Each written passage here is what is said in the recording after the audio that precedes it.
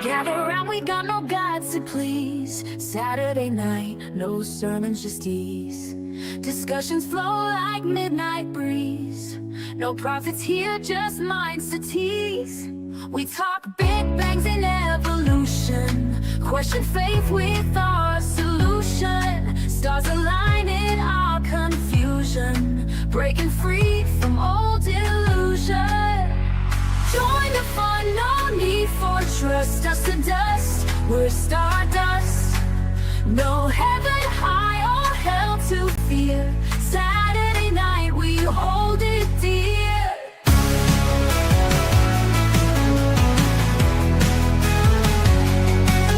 Fun and laugh at myth believers. Here we're all truth seekers. Open hearts and swift deceivers. Make your stand, no hidden levers. Raise your glass to reason's thrill. No ancient text, it's our own will. Debate till dawn, feel velvet chill. Saturday night, we've got the skill. Echoes of a godless choir. Like the world, we spark the fire. Free our mindset to inspire. No holy walls to take us higher.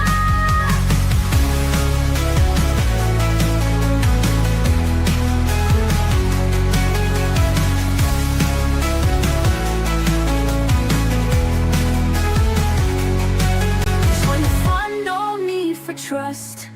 Dust to dust, we're stardust. No heaven high or hell to fear. Saturday night, we hold it dear. Fun, fun, no need for trust. Dust to dust, we're stardust. No heaven high or hell to fear. Saturday night, we hold it dear. Fun, fun, no need for trust. Dust to dust, we're stardust. No heaven high or hell to fear. Saturday night, we hold it dear. Fun and laugh at myth believers. Here we're all truth seekers.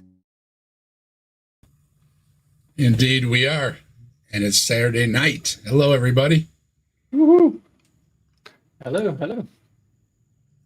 I don't want to hit that button. I don't know why I'm hitting that button. Don't hit that button, Dave. I almost hit the end stream button. I don't know what I'm thinking. No. Underneath that one. Underneath that one. That would be quite short. That would make it quite a Block short me? stream. What the hell? Everything's working. Everything's on. Okay. Hello, everybody. I posted something and didn't Real show quick, up. Mike, that link you put out there that says everybody should watch this video on intelligent design leads right back to SNATA. So I Are don't we know here? but so what? Let's see. Oh no, I can't hear anything. Mike can't hear me. Mike's channel we is can hear. on. Mike's channel is on.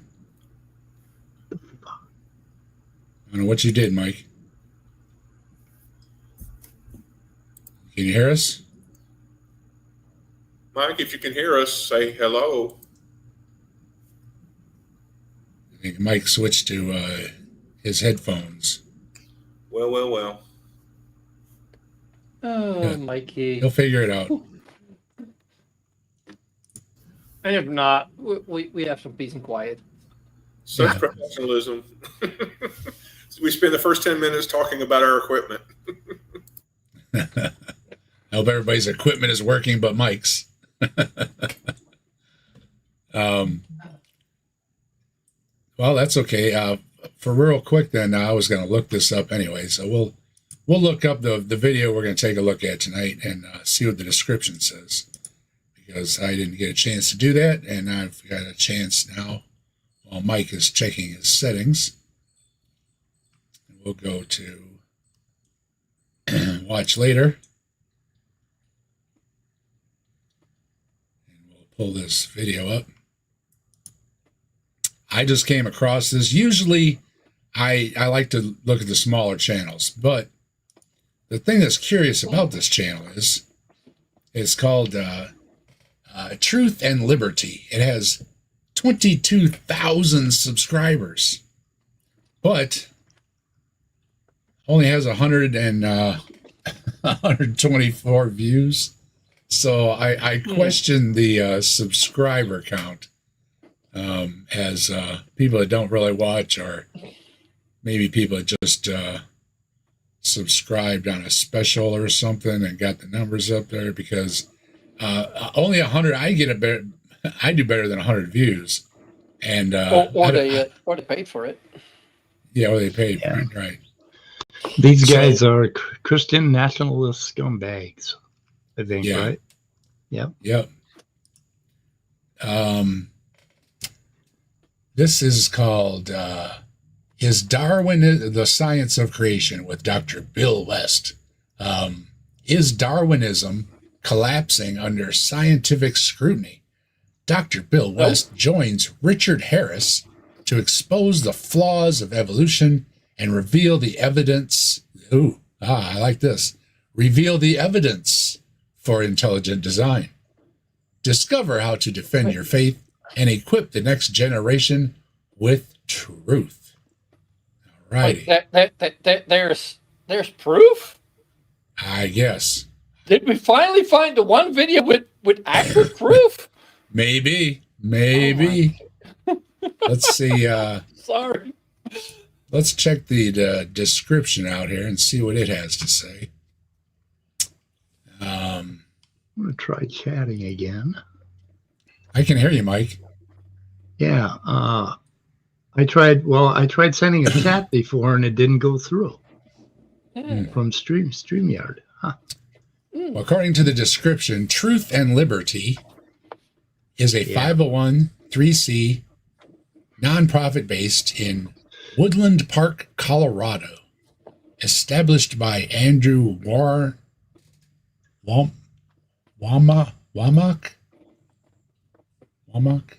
guess is Womack, and other Christian leaders.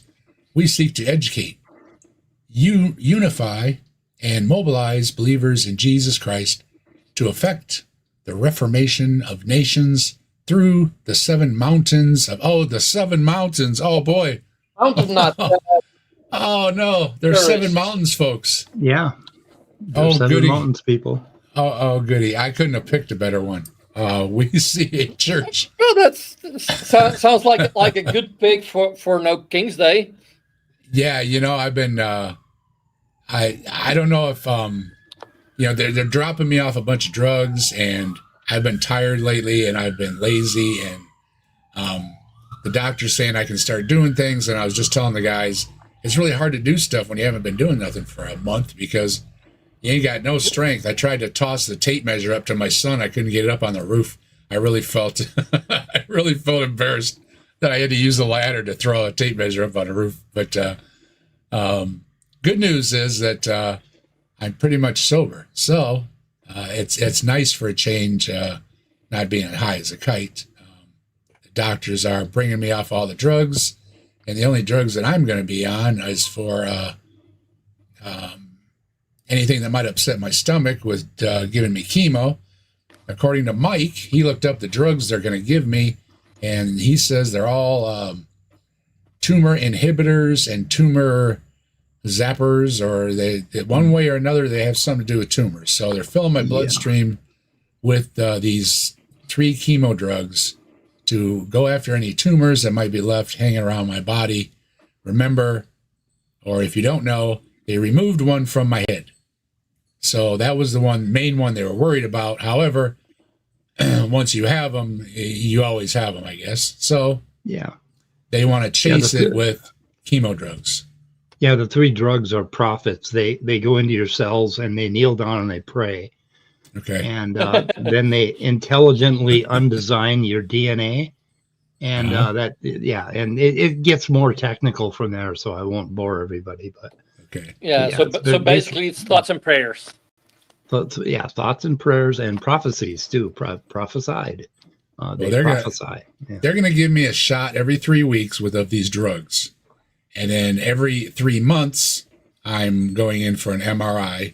And it's basically, it's see if the drugs work. You know, it's one of those things where they work or they don't, or they half work, or, you know, it depends what the MRI comes back on how well the drugs are working. However, as of right now, it is nice to be kind of sober.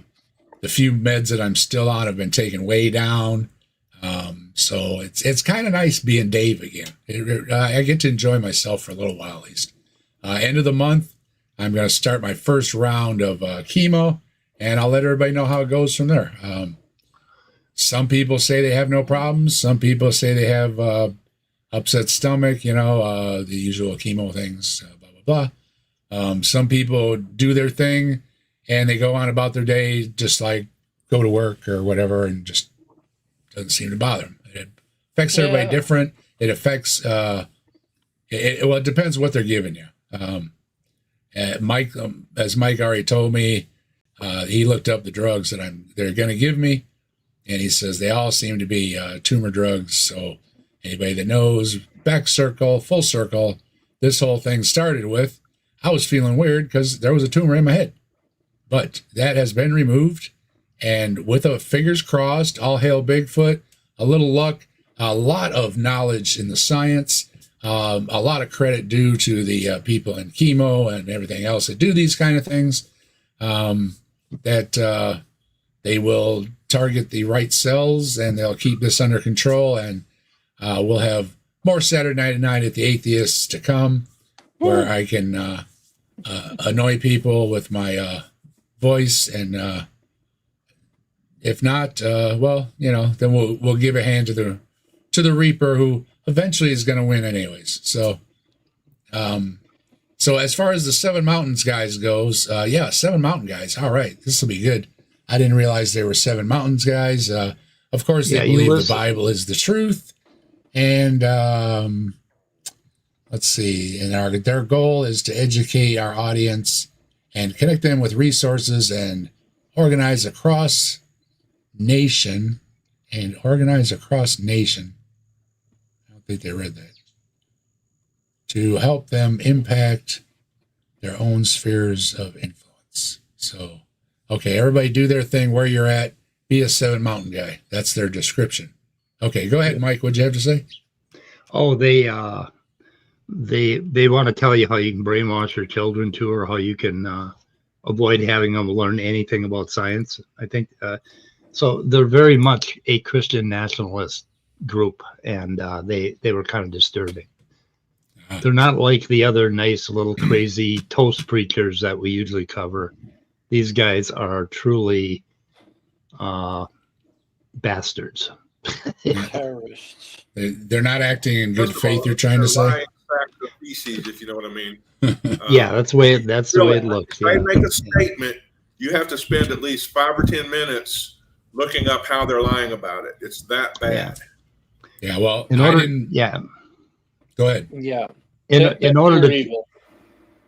In order to take over, you first have to get everybody doubting and denying mainstream science, mainstream culture, information, and that's kind of how they're undermining. And that's actually what's behind this whole creationist ID bullshit to begin with, is they want to cultify you. Basically want to put you in this cult. And it really is that simple, even though they dress it up in every which way.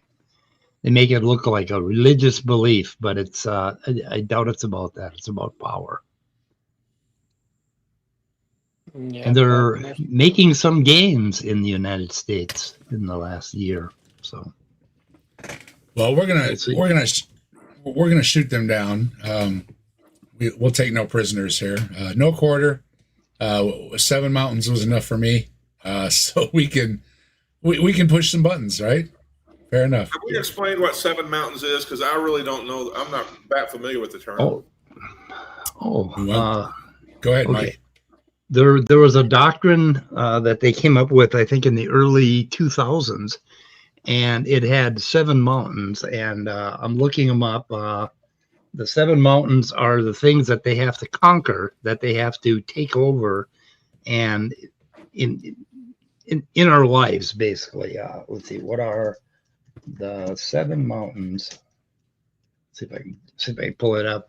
But it's basically education, art. Let's see, that modern evangelical Christian concept.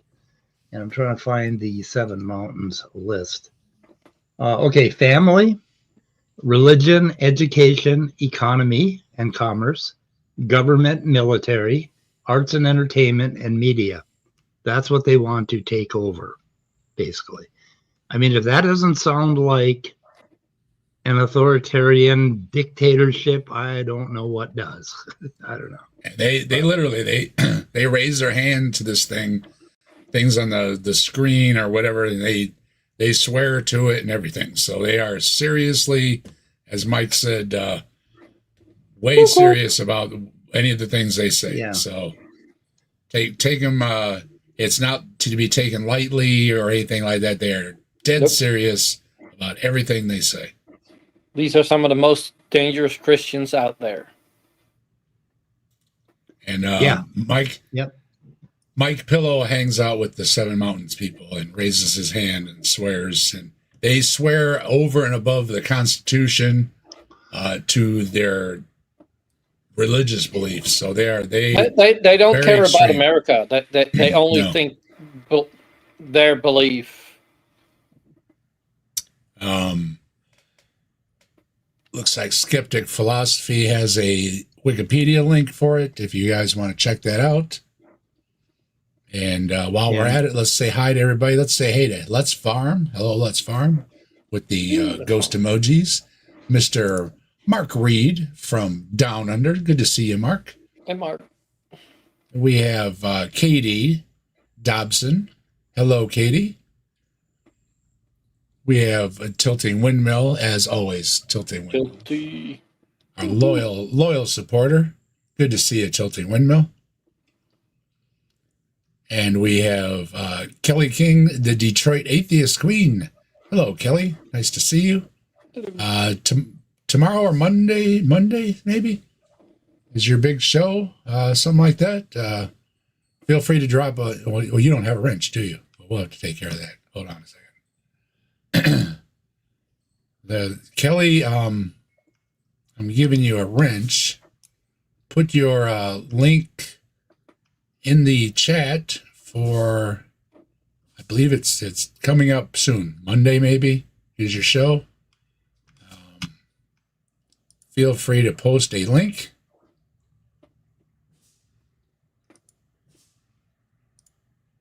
There you go with a wrench. You have a wrench now. Hello, Mighty Filbert. Good to see you. I was on the Mighty Filbert's channel.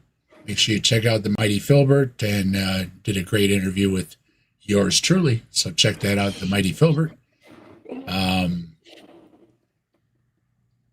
Let's see. Let's Farm says, I have a PET scan next Friday on my lung.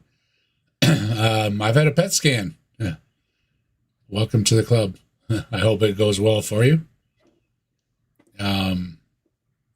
Big Bad Mama, good to see you. Jasper, hello. Skeptic, hello. Demon Orb, hello. Good to see you. Jasper, good to see you. Jasper has been. Oh, we gotta jump over the other screen. It says Jasper has been a member on the channel for 6 months. Way to go, Jasper! And you know what that means. You rock, let's rock with the fire in our veins. Rock on to the skies, to the thunder and rain. All hail Bigfoot, the legend, the king. He walks among shadows, the wild spirits sing.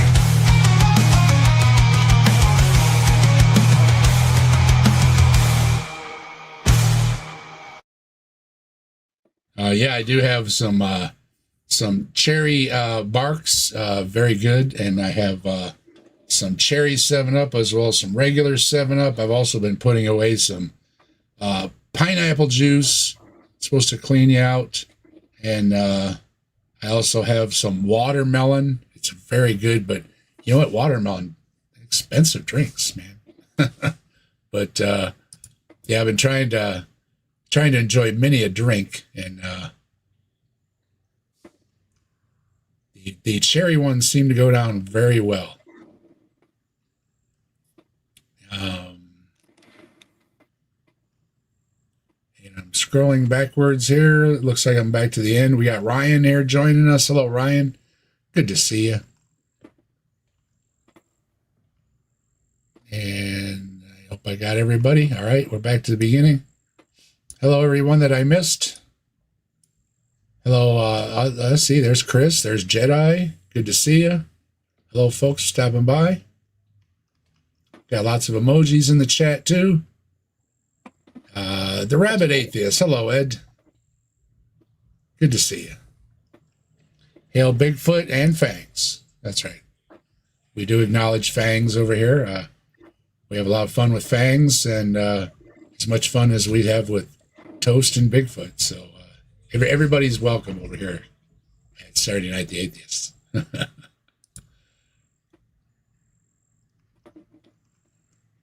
Okay. Let's get everything caught up. And get it over here. Bring this back to the beginning.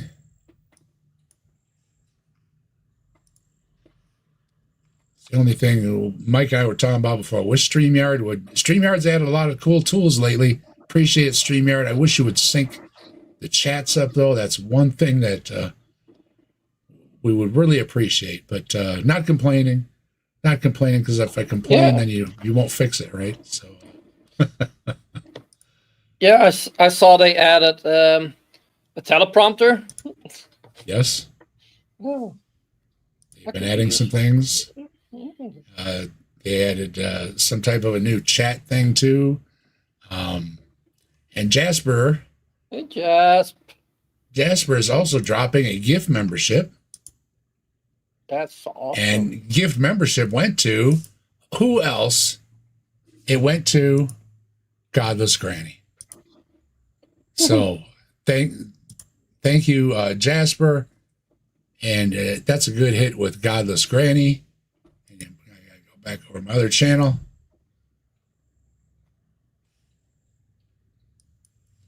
Okay, we're gonna switch over here. Jasper gifted 1 captive desk membership to Godless Granny, and that means, well, you know what it means. You rock, let's rock with the fire in our veins. Rock on till the skies, till the thunder and rain. All hail Bigfoot, the legend, the king. He walks among shadows, the wild spirits sing.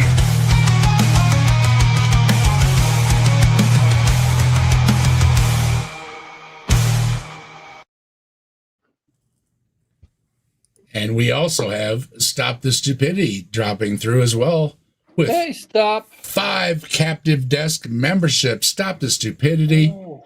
You rock. And we just played the old one. So why don't we play the new one for Stop the Stupidity? Yeah, have them just rewind a little bit. Bigfoot says you rock. Bigfoot says you fight. Bigfoot says you burn the night. Bigfoot says you rock. Bigfoot says you rock. Bigfoot says you fight.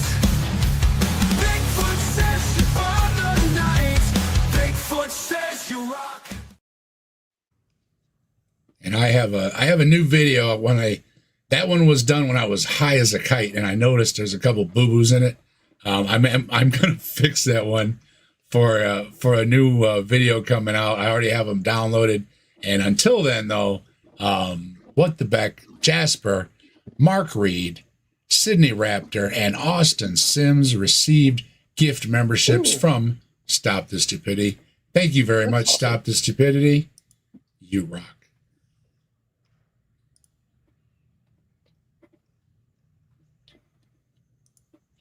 And speaking of, let's see.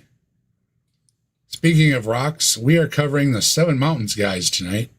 Hello, Deacon Birdman. How you doing? Good to see you. And I want to thank Joe for sending folks over. Thank you, Joe. Appreciate it very much. I was unaware that these were Seven Mountains folks, but as Mike described, and for those that don't know, Seven Mountains folks are way out there with they're basically serious creationists. They get along with the creationists and anybody else that is way over on that right end. I guess you could say the right edge of the view of the biblical creation and the creation stories and everything. So, that's what we do. So let's. This guy's going to do a little intro, and we may skip through it. I don't remember how long it is, but then he brings a guest on, and this guest is supposed to be his brain power, and I really question the brain power of the guest, but that's for the audience to decide, as we do here on Saturday Night the Atheist. So, without going any much further, and giving anything else away, let's see what they have to say.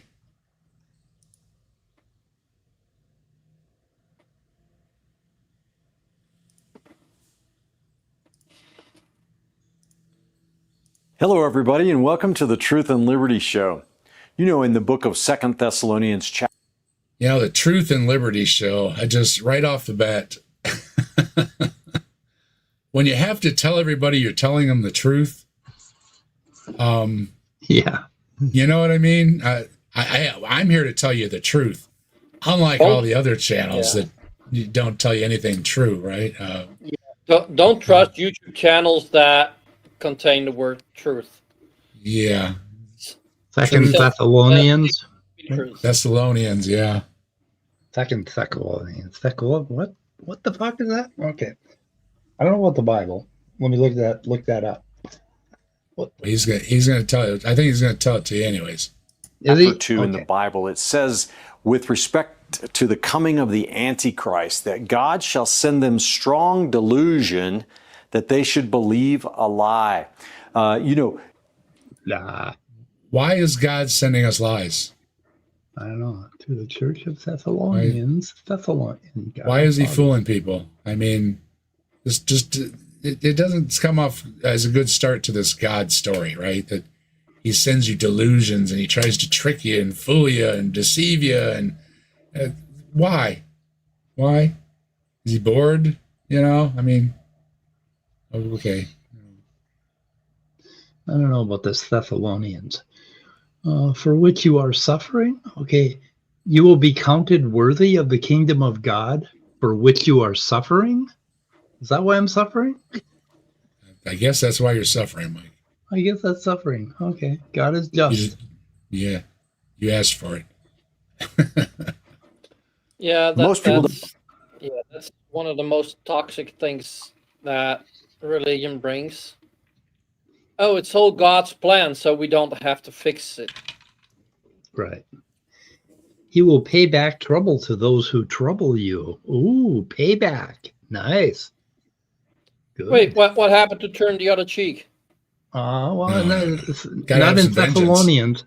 Thessalonians is a little darker. And give relief to you who are troubled, and to us as well. Who are you? Okay, what the fuck? Okay, go ahead.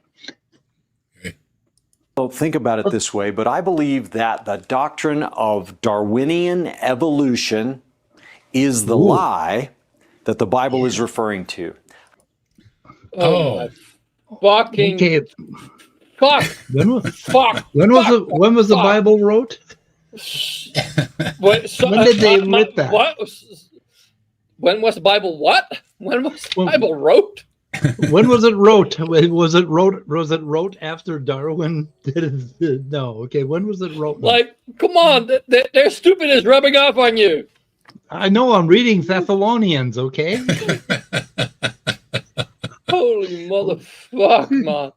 And anybody that starts anything out with Darwinian evolution, well, they want to throw Darwin out there. And the doctrine of no, Darwinian evolution, and anybody that knows anything about science, you can throw Darwin out with the trash. It doesn't matter. We've we've learned a lot in 170 years.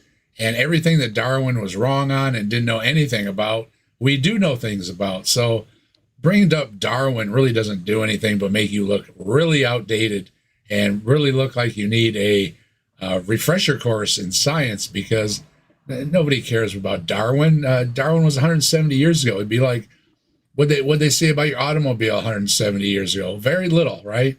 You don't want to take your automobile to somebody that is 170 years out of date. But it's worse than that. Thessalonians was wrote like 2,000 years ago. It's like, how the hell did they predict Darwin? Oh, it was prophesied. Prophesied Darwin. Hello, Icarus. Hello, Ryan. Good to see you. Thanks for stopping by. Haven't seen Icarus lately. Good to see you.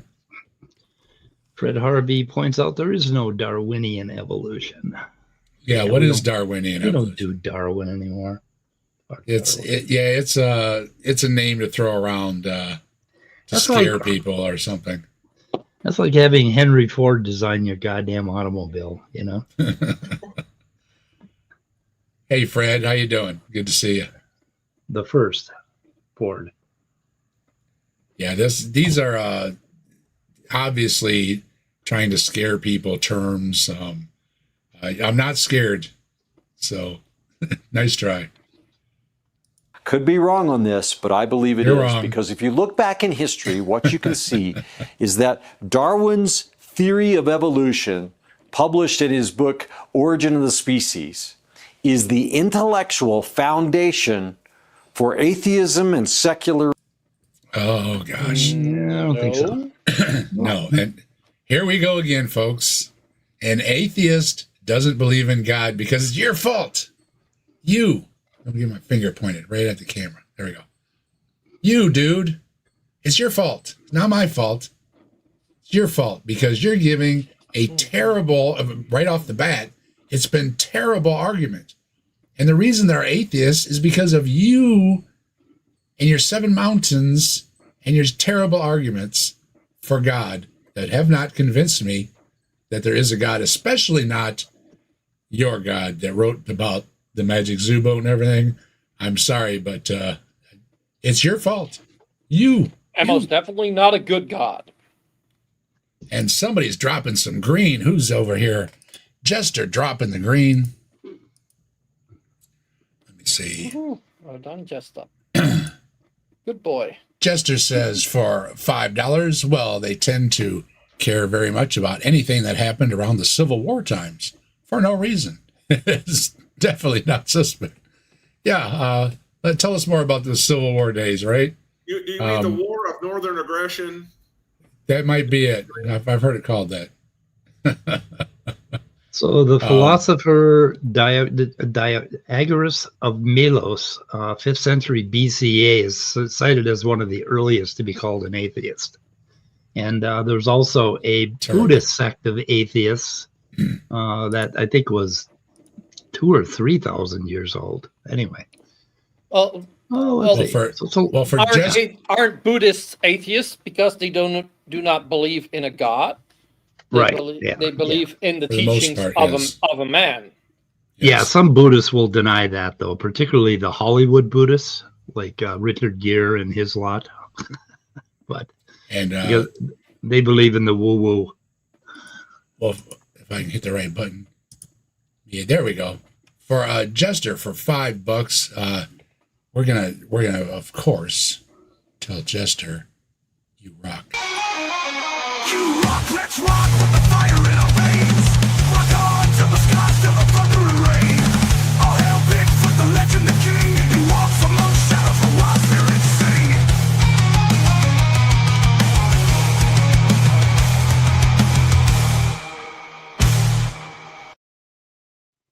Okay, 600 Thank BC. you, Jester. 600 BCE, the what is it? Carvaca school, Lokayata, around 6th century BCE, is explicitly materialist and atheistic. That was a Buddhist school, and I think there was another one too, other Indian philosophies too. So I mean, like, no, Darwin did not invent atheism or cause it. This is No, common sense did. yeah. Yeah. Common Well, sense. it's very simple. If you make a claim and you don't have good evidence to back it up or a good argument to back it, something to back it up with, but you're just making a claim that I can dismiss, I can be called an atheist about it because, again, you have done a terrible job of convincing me. Now, if you did a fair job or better of convincing me, then it would fall on me. But I am putting it fully on you. And why I put atheism fully on the believer is because you haven't provided even a decent argument. That's my opinion. So until you do, yes, I can claim atheism and claim it proudly and say that it's your fault. It's not my fault. Yeah, so quit trying to put it on me. Yeah, technically, like religion created atheism, because if there was no religion, there would not be such thing as atheism. Exactly. So yeah. Stupid cunts. Huh? What? Yep. Deconverted Thank you for saying that out loud. Deconverted Man's dropping the green. Deconverted Man says 666. 666. And so I have to be very careful with this. Read this. LOL. You woo. I love you, Mike. What the fuck? Oni channel UMU. I'm a cute anime. Girl. Ghoul. Is it a girl or a ghoul? Girl. It's a ghoul. Yeah. Ghoul. Yeah. LOL. You have to read this because it's my only super chat ever. Oh, really? Well, I'm gonna put this on my wall. Yeah. Thank you, Deconverted Man. Yeah, I've never seen him spend money before. Stupidity ever. guy again. Well, I am truly blessed. Thank you, Deconverted Man. And Deconverted Man gets, I think Deconverted Man gets some toast. So first, Diane. We love toast. We love toast. We love toast. We love toast. We love toast. I think that's a good one for Deconverted Man. And we also have Stoppy. Stop the Stupidity, gifting another 5 captive desk memberships. And Stop the Stupidity. Let's see. Well, if he keeps gifting memberships, then like the stupidity here will never stop. We got Michael N. We got Robin Webster. We got Native Atheist. We got Drewzilla. And we have Blaster Master receiving gift memberships from Stop the Stupidity. And Stop the Stupidity, you rock. Definitely. You rock, let's rock with the fire in our veins. Rock on till the skies, till the thunder and rain. All hail Bigfoot, the legend, the king. He walks among shadows, the wild spirits sing.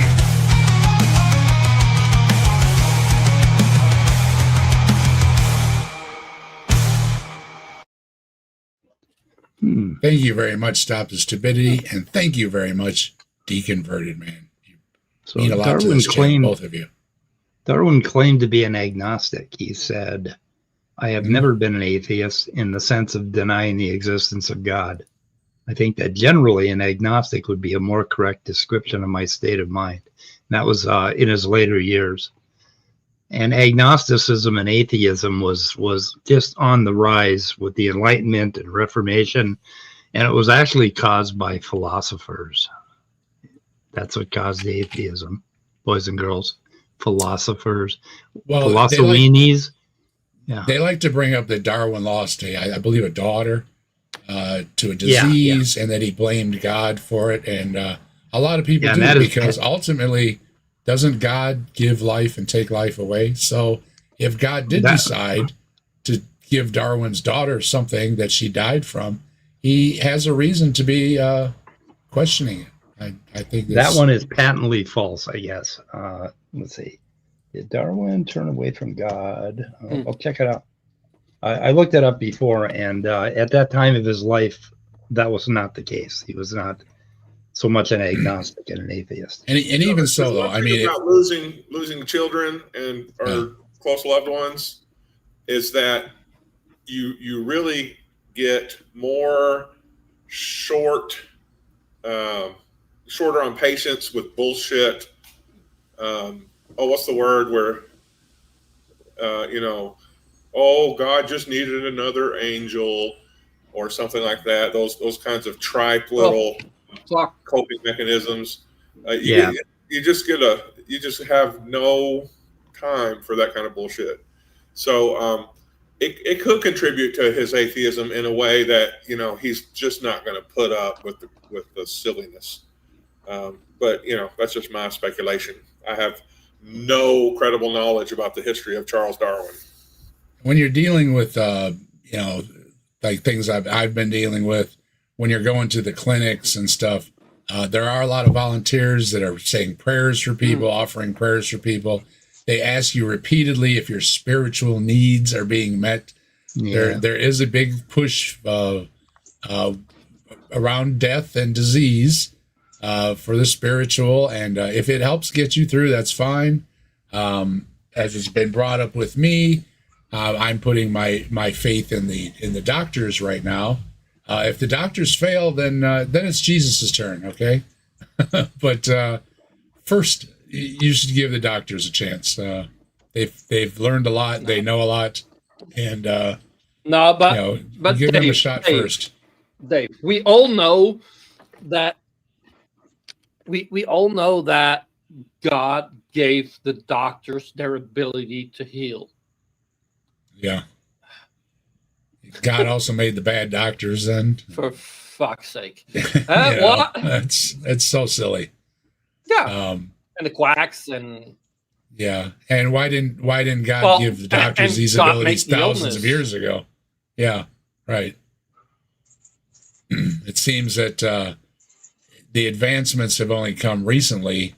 What was God doing for thousands of years while people were suffering? I mean, even the advancements that have come recently, with many things, diabetics and everything. People had dealt with this for a long time, and it was just a shot in the dark, so to speak, in Minecraft, that you would get lucky enough that you'd get a proper dosage of medicines and stuff. It's not like today where my son has type 1. He's got a thing like GE has on his arm, lets him know what his sugars is. And wasn't that long ago, they didn't have these things. So again, what was God doing for thousands of years while we were waiting for these things? That was part of the plan, Dave. Yeah. That was God's plan. Yeah, because he didn't have as much sugar. Oh, well, he killed all those people with tuberculosis and diphtheria and cancer and everything so that we'd hurry up and create cures, because he was just trying to prod us along. That's why he killed our children. So I should have known that. Because that was a strong incentive. But what cure do we have for a genocidal flood? Yeah, we're working on that, but yeah. we keep writing songs. That's about it. Yep. They just had one in Alaska. Well, I might play the song near the end. I mean, we'll still see. Higher progressive agenda that we're facing in America and around. A progressive agenda. Now, anybody that knows the English language would see a problem with having an issue of moving forward is a bad thing. Yeah. Progress is a bad thing. Cures for diseases, they're a bad thing. All these good things we have that are part of progress are just terrible. Just terrible. You just keep your newfangled things like toasters. Yeah. Because what this guy is actually saying, he's saying, this progressive agenda, he means it's bad for homeless people to get homes. It's bad for all people or all Americans to get health care. Because happy people are harder to manipulate. That's right. That is why Trump is scaring people of the most common painkiller. if everybody That's the only prospers, fucking way. you're not going to have as many people wanting to join the army or the navy or whatever to fight all the imperial wars of our fascist administration. Well, you have to go on a diet now before you join. And I've been No, because if you want to join, just join ICE. Like, have you seen those fat fucks? I know. Yeah. Like, I'm not in good shape, but like, I think half of them I can outrun them. Every time I hear one of the doctors or the nurses tell me to take a Tylenol, I give them a funny look. I said, "Haven't you been watching the news?" Yeah, I said, "I'm that's sorry. it, I'm sure you're sick to death of the Tylenol jokes by now." I don't want to catch the Alzheimer or the autism. The tism. The tism. Yeah, I'm too late. Oh. Okay, Yeah, those. And we Play don't, this asshole. Hey, and we don't even have Tylenol here. Because that's, again, a brand. Yeah. You guys call everything just by brands. Like, What do y'all call Parasita. What? Tylenol? I never can remember. Does it begin with a P? paracetamol. Paracetamol. Okay. Yeah. Para means like- along with. Seta means whale. Mol means, I think, a gangster girl. So I don't know where you guys are going with that paracetamol. I don't know. No, but Around the world today. You see, today, 85 million children are educated in our public schools.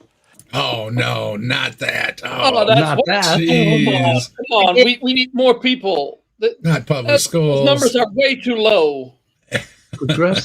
Progressive education. Jeez. They are taught every single day that they evolved from nothing. No. Every single day. How do you evolve Is from that- nothing? Yeah.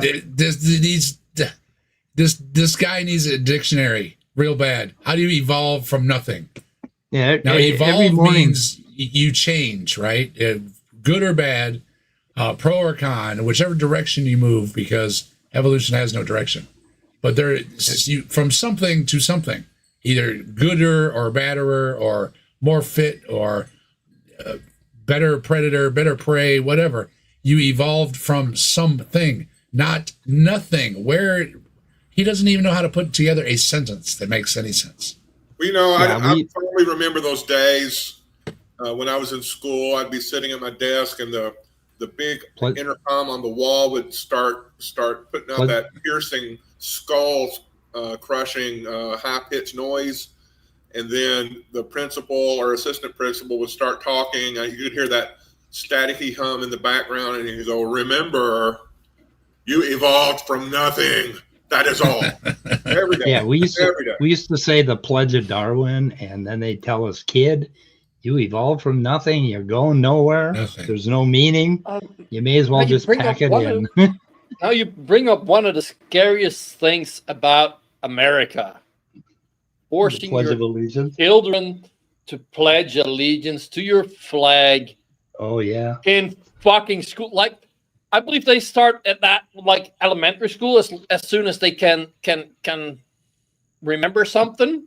That went away in the 60s, I think. In the 60s and 70s, they don't do that anymore, I don't think. Oh, fuck, that's so fucking scary. Yeah, that was scary. Yeah, we had the Pledge of Allegiance, and there was a whole bunch of shit they had us do. They had us go to religious once a week, where they would let us out of school so we could go to one of the local churches and be indoctrinated on Wednesday. And there was this one place that we went to. I don't know what the hell kind of church it was, but they'd put this ash in the middle of our forehead. Like, they'd stick ashes on us.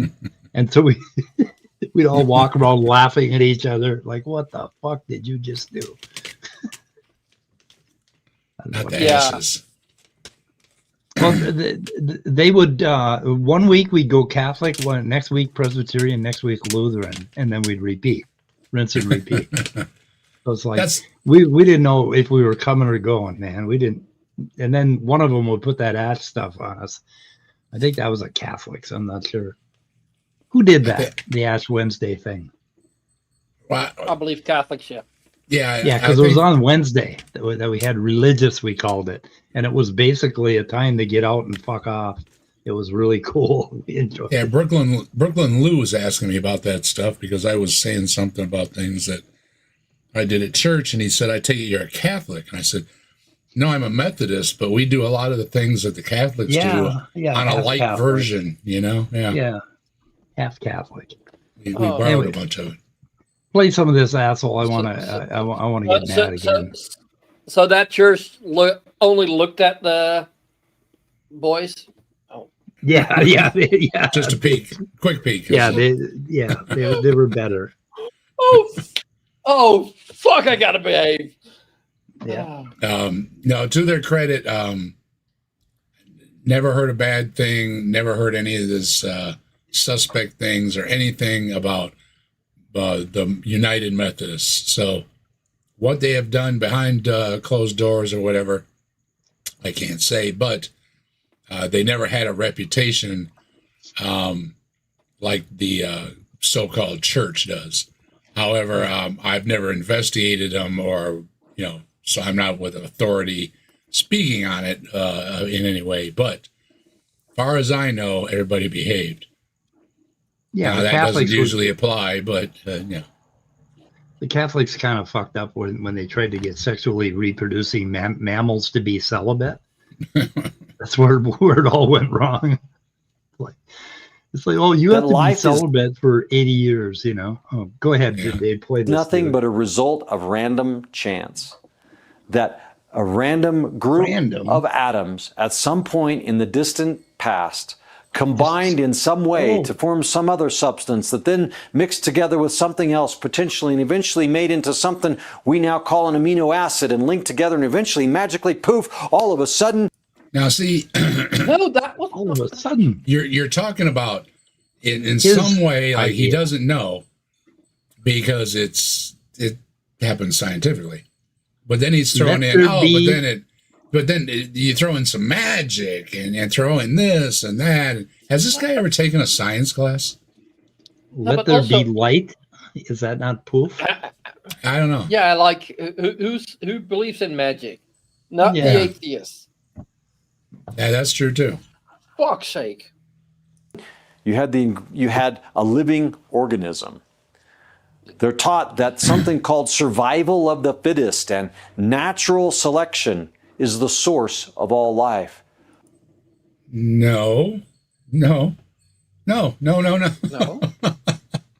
These are mechanisms of many that evolution uses. There's now some of these things could be wrong. Some of these things could need adjustment. There might be things that haven't been discovered yet. But these are just mechanisms. And if you go through, and I pointed out before, even with the Hawaiian shirt guy and some of the other goofballs, they will accept all these mechanisms, but then say, but that's not evolution. They will accept that, predator and prey are in a constant battle. Sometimes the predator wins, sometimes the prey wins. This natural selection thing, some days the rabbit has a good day, some days the fox has a good day, okay? These things are in a battle. And it's well known, even among the creationists who do accept these things, even if they say it's not evolution, they do accept them as mechanisms. Yeah, and also like with the rabbits, like the rabbit that is born white has a lesser chance of surviving and lesser chance of reproducing. That's why only domestic rabbits are white. Sure. And I say these things are accepted.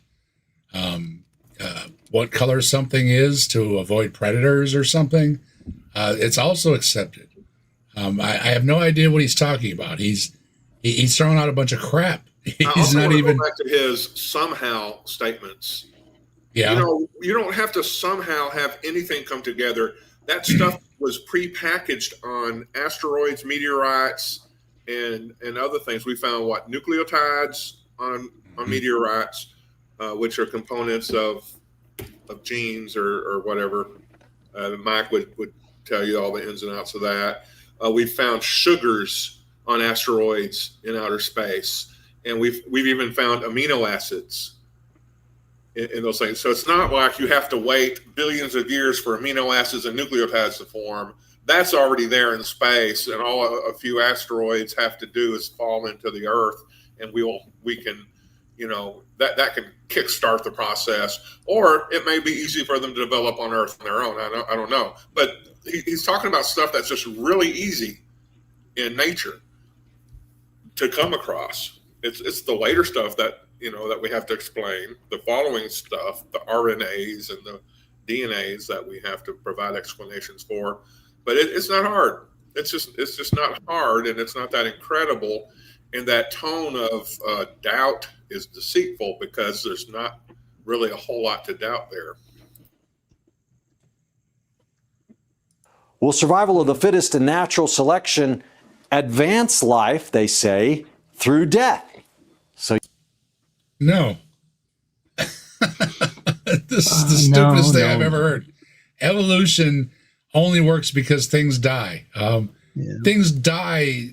It has nothing to do with it. I mean, if it succeeded and it found a new food source, a new mate, whatever it succeeded at, or if it didn't succeed and didn't find a mate, didn't find a food source, it's still evolution. He's not saying anything. He's saying a bunch of nonsense with this smirk on his face, like he's saying something. And he said absolutely nothing. I think what he's doing is just keeping all these 22,000 viewers or whatever you talked about, keeping their trigger greased, because that's what he wants them to do, is hear evolution, hear natural selection, and have his audience go, communist, progressive. Well, I think Kelly will agree with you, because Kelly's dropping some green. We got for $5 from Kelly King, the Detroit Atheist Queen. I don't know why I haven't watched this show before. Highly enjoyable. Keep up the good work, guys. Well, thank you very much. Well, thank you. And we're looking forward to your show as well. I see you've got something coming out as well. And thank you for stopping by. Thank you for the super chat. Thank you for sponsoring the channel. And thank you for the excellent compliments on the channel. And just for that, you know what that means. You rock, let's rock with the fire in our veins. Rock on till the skies, till the thunder and rain. All hail Bigfoot, the legend, the king. He walks among shadows, the rocks there and sing.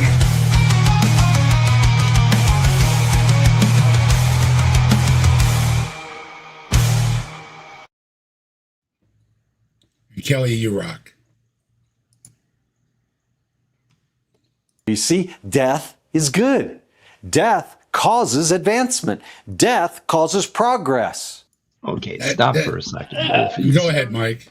Okay, so now if he had said reproduction with slight variation is like causes evolution or progress, that would have been better. But death has nothing to do with it. Other than that, what they don't understand is if things didn't die, then our resources would quickly get eaten up and there would be no such thing as children, right? Yeah, if people didn't die, there would be no such dead, for a few days. Just have him try that little experiment. Death keeps this guy walking. Yeah. It's just so fucking stupid to say that. I see the trusty ape and Chris Moore in the chat. Hello, good to see you. And I'll be God's advocate here for a little sec. Like good. The way he kind of putting it is like, because certain things make certain things die faster than others. So death is part of it, but it's not the driving force. Yeah, it's a misunderstanding of what life is to begin with, and we all misunderstand it to a point. Our individual life is not really what biology and life is all about. It's all of life together. Basically, it's the entire population together. That is what drives this evolution. The whole population of all the things, whole ecology. And so it's not surprising that a Christian is primarily a narcissistic religion, doesn't get that, doesn't really understand. Primarily. Primarily. They are narcissistic as hell. They want to live forever and blah, blah, blah. It's like, yeah, I came across a thing earlier today, and they made an amazing point. Like, how evil are you if you are able to be happy in hell while some of your loved ones that did not make it are burning in how can you be happy in heaven if some of your loved ones are burning in hell? Yeah. How good of a person are you then? Can you be happy in hell when your loved ones are being bored to death in heaven? Hell fucking yeah. They picked that. I visualize hell as some of the raves that I've been to and like some of the mosh pits I've been in, and I had a really good time. I'm looking forward to it.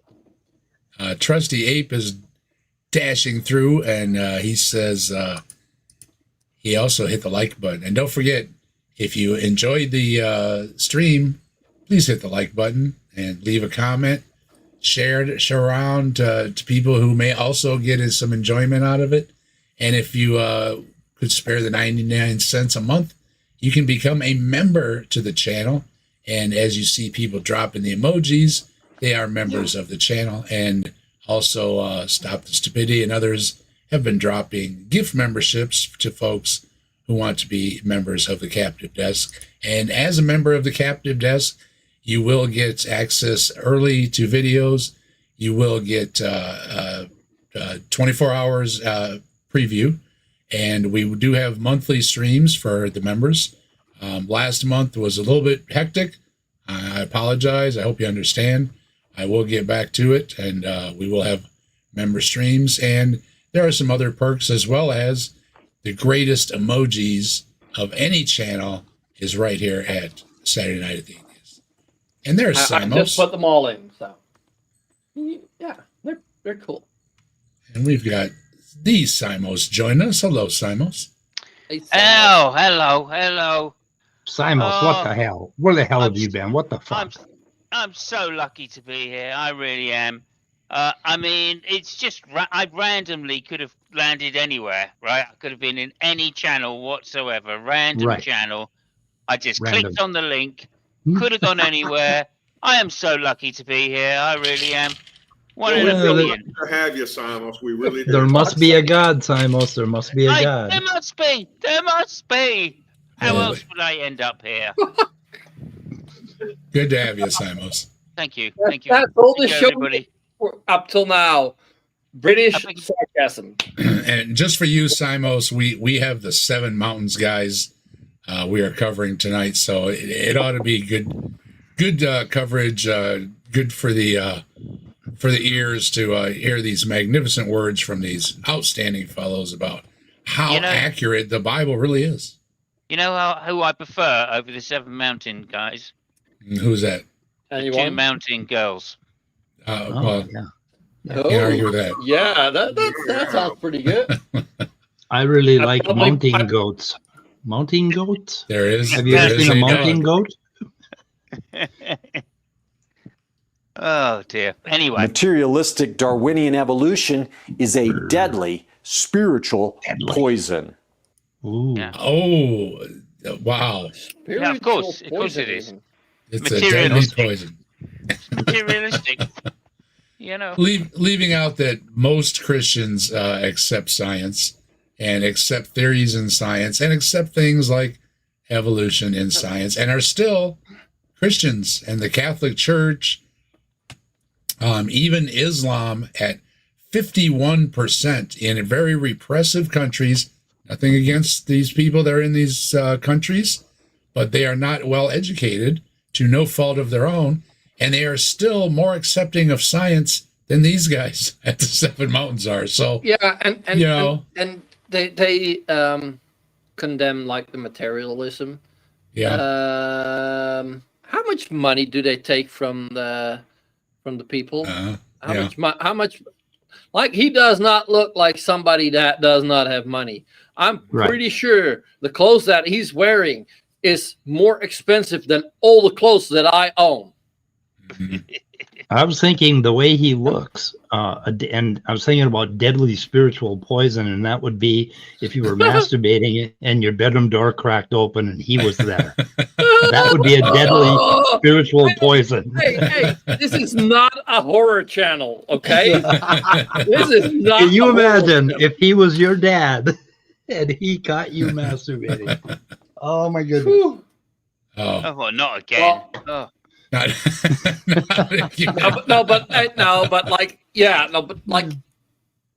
isn't it in the more religious circles normal that you will inform your father, like, oh, I'm watching porn, and like your father, even when you're underage, informs you that you're watching porn? Oh no, that's just Republican Yeah. politicians. Yeah, everybody's glad to see you, Simos. Just to be fair, when that happened, I wasn't embarrassed. Well, at least not the first time. Second time that day, I was very embarrassed. But Okay. Yeah. No, but like you say this guy, but like, what if this guy would be your dad and got you masturbating? Like, yeah, well, you would not be heard of again. Now they put you on an app now too, so everybody knows. Yeah. Oh yeah. Fuck, Andy. yes. It means God did not. Put that thing away. Damn it. When my dad popped in, I just stood up and said, "Hey, you want a piece of this?" And he ran away. So your dad's not a pastor, okay? There was a hanger on the door for a meaning, you know. I mean, come on. Create us. And death is not a result of sin, as the Bible says in Romans 3:23, when it says the wages of sin is death. No, result of dying. Romans. They're not talking about Romans, are they? One of my favorite books of the entire Bible. They can't be talking about Romans, are they? Oh, they are. They are, Mike. No.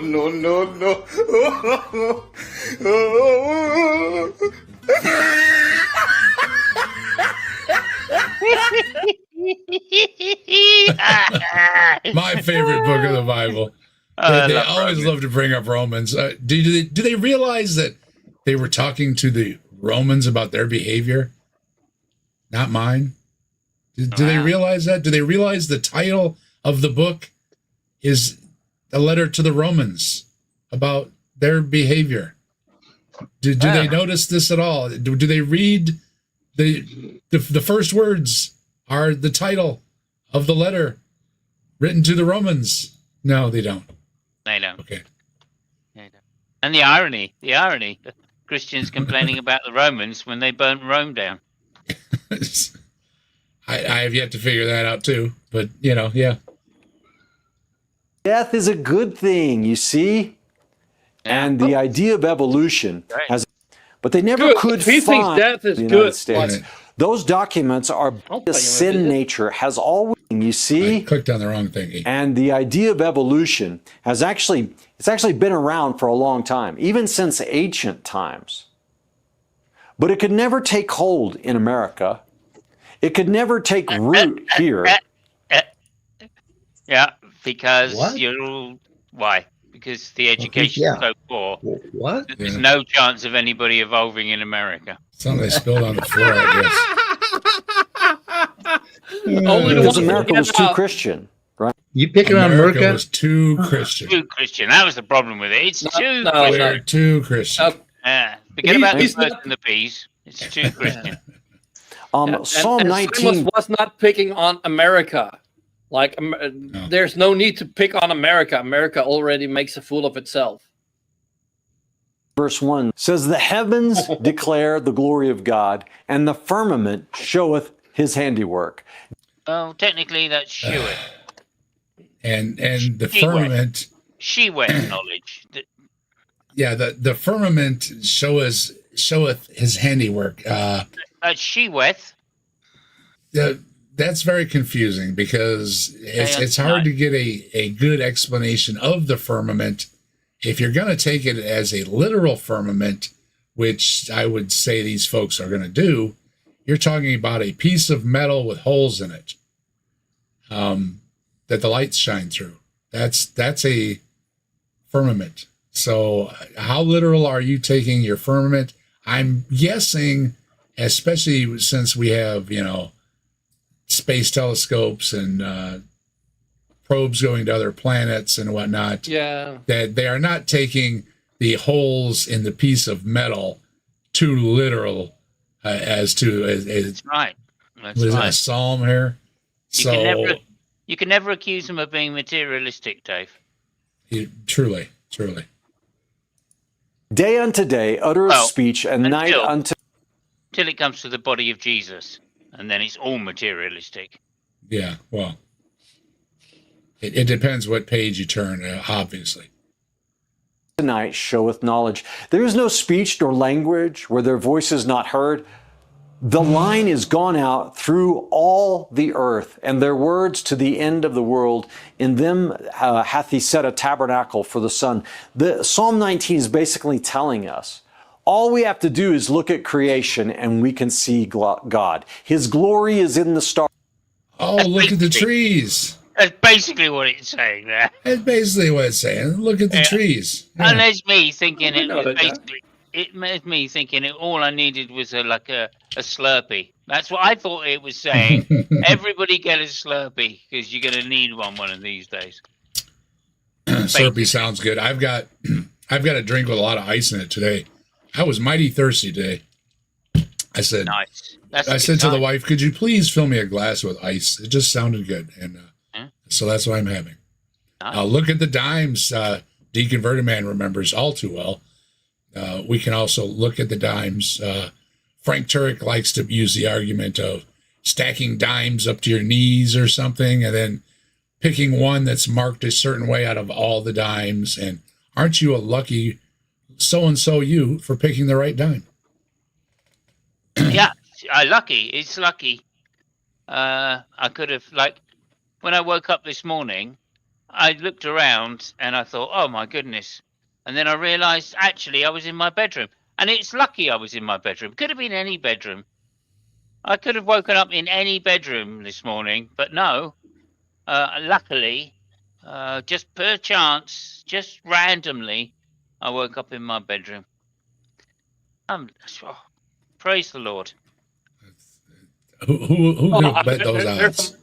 There's some other bedrooms that I'd prefer to wake up in than my own, but okay. And somebody got a new dog. What's this? Jackie. Oh. Does the new dog have a name yet? Yay for you, Jay. Oh, yeah, Jackie got a new dog. Okay. Yeah. Congratulations, Jackie. I hope you have fun picking out a new name. What is it? Nina? Nina is the dog. Okay. Yeah. Nina. Hello, Nina. Yeah, I just downloaded the biology book I think I had in 11th grade when I went to school. And do you know how many times it mentions evolution? 0. 3 times, but all 3 are part of the word revolution. Believe in revolution. Not once did they talk about, they mentioned the Revolutionary War after the, I don't know why. Brainwaves may revolutionize. I don't know. Anyway, yeah, not once did they mention evolution. I suspected that because I can't remember hearing anything in school about evolution ever. Okay, it didn't mention evolution, but how often does it mention evolution? Evolution. Oh, EVIL? Yeah, that's how you spell it. Oh, right. No. Oh my. Sorry. I hate myself for knowing these things. Evolution. Well, enjoy the new puppy. And congratulations. His glory is in the mountains. It's everywhere. It's obvious that we were created. And again, even if I grant you a creator and a God creating, you have a long way to go, as Hitchens famously said, to your God doing the creating and whatever the formation of the earth and all these kind of good things, they automatically jump to the assumption that, well, it's either science or it's the Christian God. But if you go to the Muslim channel, they're going to say it's the Muslim God. And if you go to a Hindu channel, et cetera, et cetera, et cetera, et cetera, et cetera. So the assumption that you jump right to your God is a mighty big gap to jump when you haven't demonstrated anything other than maybe there's an alternative. And if you are going to present this alternative, you are immediately jumping to your God, which is poisoning the well, right? By the way, this biology book mentions the word death 63 times. Oh, no. Oh, yeah. So that must be how they were teaching evolution. How many times does it say random? Let me check random. Let's see. I'm just curious, Let's see. That was quite a random question. Oh, they say one time. Wow. Only one time. One time. Like At random. They say something at random. Okay. Fibrovascular bundles which are scattered at random. So that's the one time it mentions random. Yeah, well, there we go. Must be true then. Yeah, they're talking about woody stems. Randomly distributed throughout a woody stem are these little fibrillar. Yeah, okay. So wood is random, according to atheists. According to atheists, wood is random. Wood is random. Romans chapter 1 says the same thing. Oh, For no. the invisible things of him from the no. creation of the No, world are not clearly seen, Romans. No. being understood by the things that are made, even his eternal power and Godhead. Oh, no. He did it again. He pulling up Romans with the invisible things. Now, invisible things absolutely prove the Bible. No.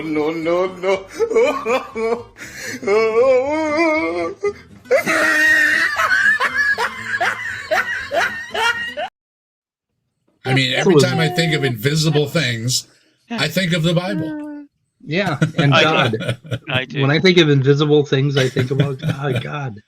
Why No, do you I think don't, this is a because, good... like, if something is invisible, that would mean it exists. Romans is terrible. God. If you haven't noticed, this is why I made the Romans meme. Romans is terrible. I mean, it says right there. The laugh that you put in there. Come on, That is you're not paying such an attention to annoying- the invisible things. What's wrong with you? I mean, it's a terrible argument. but I wish they would quit using it. Dave, you don't understand. Invisible things are clearly seen. I know. Right? Yeah. My glasses are broke. So I'm at the age that they give me a cognitive test every year for a physical, and they always ask me if I can clearly see invisible things, and I always say no, and they say, "Oh, you passed." You passed. You check that box right off there. Yeah. Okay. Oh dear. I'm gonna try that next Clearly time. see 'em. I'm gonna try that next time they're giving me a cognitive to see if I'm there to quiz and. Yeah. I'm gonna say I can see the invisible things. Well, every now and then, if the light's shining in your eye just the right way, you can clearly see the invisible thing. Yeah. So that they are without excuse. Just without And excuse. yet, despite the obviousness of the existence of our Creator from Invisible the evidence things. in creation, it's From the invisible things, right? It's so obvious obviousness because of the the invisible existence. things that I'm a dum-dum. You know, Yep. Okay, I have to own that one, I guess. I have no excuse. No excuse, yeah. itself.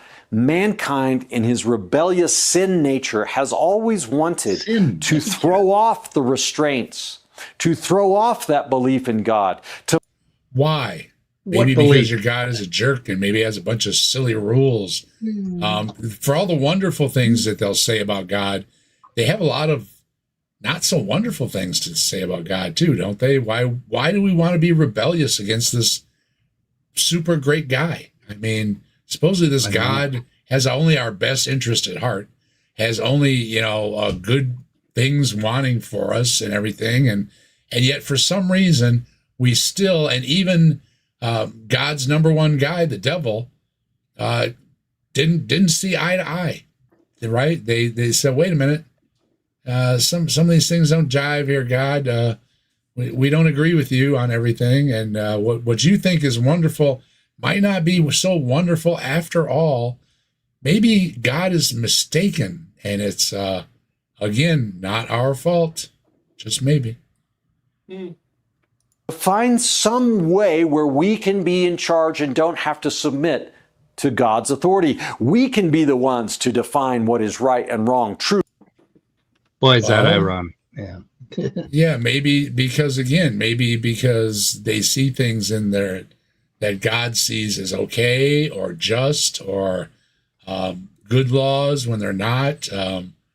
Deconverted Man has gone through these 613 laws that God chose to put on humanity, and a lot of those 600 you could scratch as being worthless. So maybe God has too many rules, and just too picky, maybe, you know. So these guys want to conquer and control the 7 mountains of civilization because they don't want to submit to the will of what?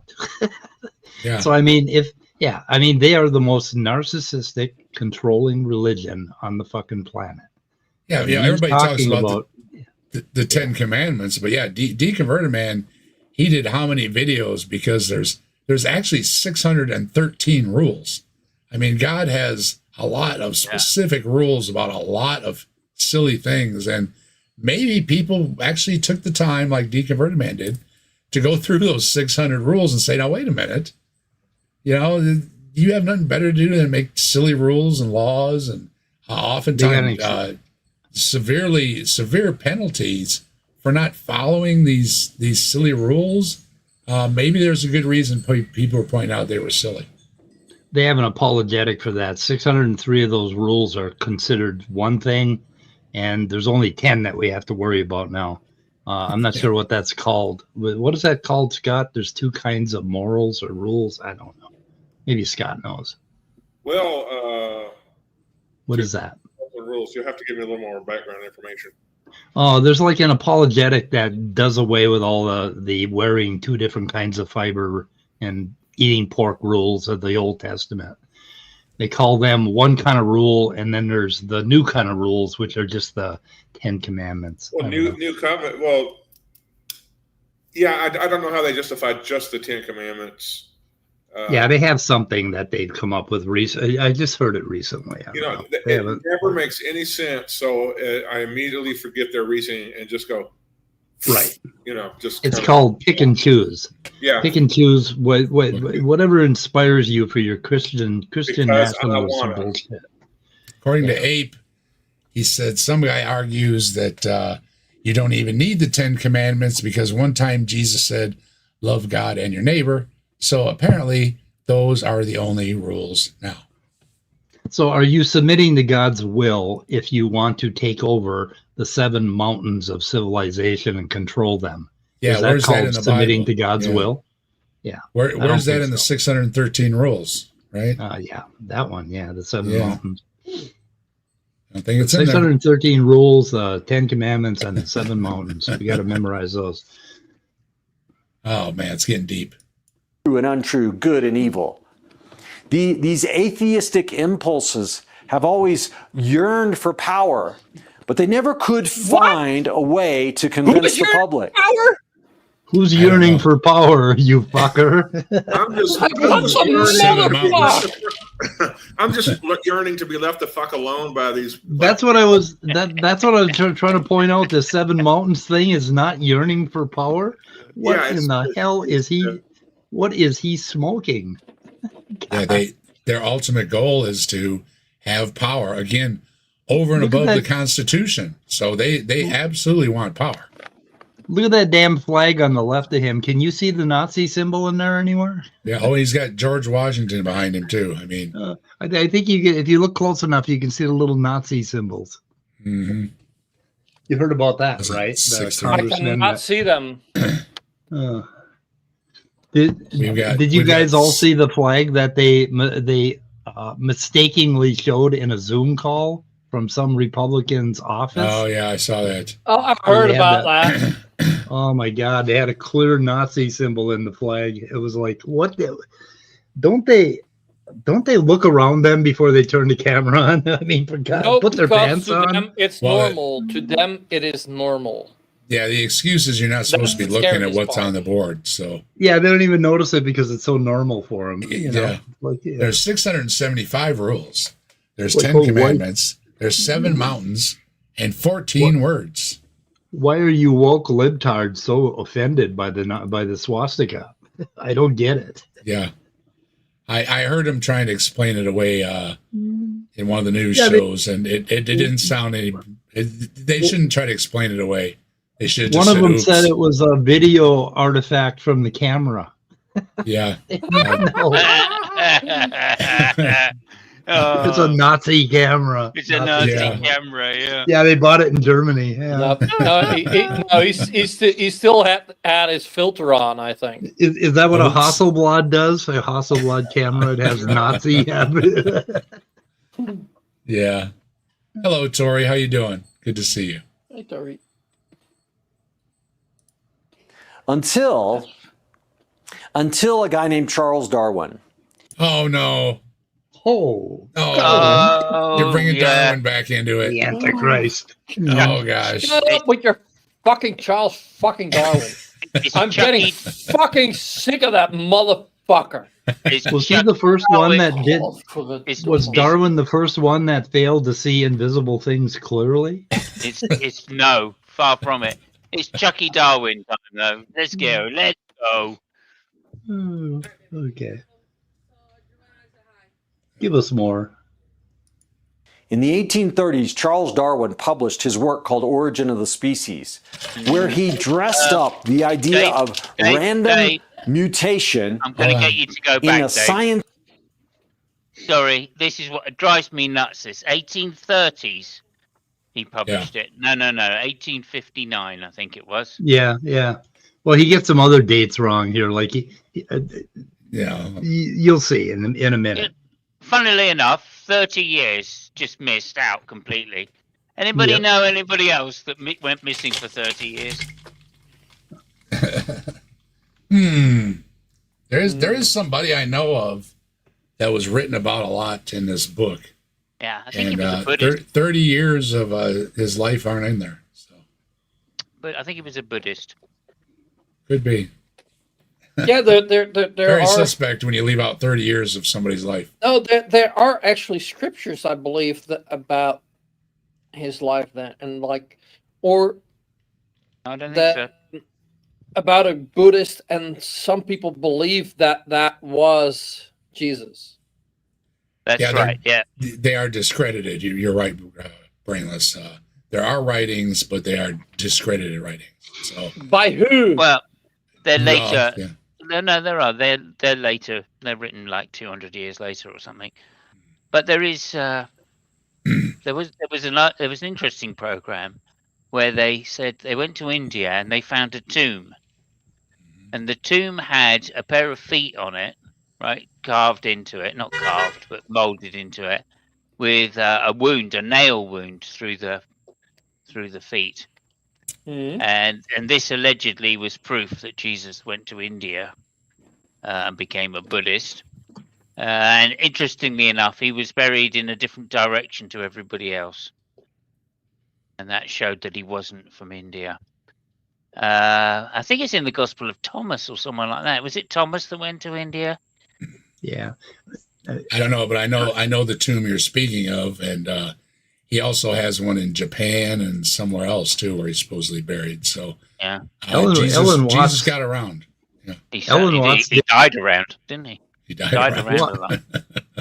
Ellen Watts did some research on the Buddhist influence on Christianity, basically, that there's a whole lot of doctrine in the New Testament that sounds heavily Buddhist, basically. Yeah, there is the stories of Jesus doing travels in his 30 years abroad, and that he assembled a lot of his teachings from different countries and different ideals that he was exposed to. But that's if you go by those stories, which a lot of people don't accept those stories. So, Well, which stories are you going to accept?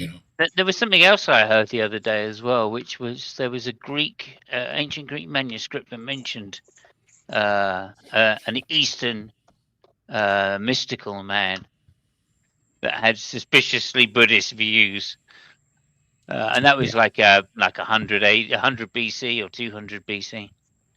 Of course, Alexander made it all the way to India, so undoubtedly. Yeah, and there was a lot of trade at the time too. There were a lot of people crossing over and sharing myths and stuff. But the Book of Thomas, that's the one that didn't make it into the New Testament, right? Oh, for sure, yeah. It's got some. I think the Thomas book is the one that says Jesus and Mary were married. Yeah, that one is just heavily laced with Buddhist ideas. A Catholic priest once told me to dig that up and read it when I had a conversation with him. And at the end of the conversation, I realized the Catholic priest was an atheist, that he was secular. And it was really interesting. But anyway, anybody notice the irony that Jesus was a carpenter and they nailed him to a board? Yep. Not a hammer to be found anywhere, or a pry bar. Jeez. Yeah, that's pretty funny. Yeah, that is. That's one of my sayings. Yeah, I like to use that when I talk to girlfriends and stuff. I say I've got more wood than Jesus. And you'd be surprised. How well that works. That is for Christian girls. Yeah. Yeah, that works pretty well. Eh? This guy here, he does some more of an intro, and you can see it's about 19 minutes worth of the same types of things. Darwin, Toledo, public schools, Toledo too, I guess. Public schools in Toledo as well as everywhere else. The same old talking points, but then he brings in, I guess this is an expert, and his guest on this show, which doctor. Happens to be, Will. I think his name is Will. Yeah, something. He's a medical doctor or whatever, but he's a and he's supposedly the expert on evolution, but he doesn't seem to know anything about evolution. So no, he doesn't. We're gonna take a listen to what he has to say too, because he has a big chunk of this video, and I think we've listened enough of the intro to get an idea of where the 7 mountains are coming from. You ought to listen. You ought to listen to the whole piece of shit video. I've listened to the whole thing. Anyway. See, I spare a lot of folks. You always don't get to see the full video or the second part or the third part. Dave has seen it. Okay. Yeah. So I've been subject to it all. I've seen it all. That's right. It's haunting my dreams. So Simos, next time I go to the grocery store, I'm going to try that pickup line on some girls, but I'm going to wear a football helmet when I go there. Yeah. Okay. That sounds smart to put that football helmet on. There's another one. Then I'll tell you the other one. I'm going to nail you with this wood. What was that one? I'm going to nail you with this wood like Jesus. Oh no! Okay, I'll try that one too.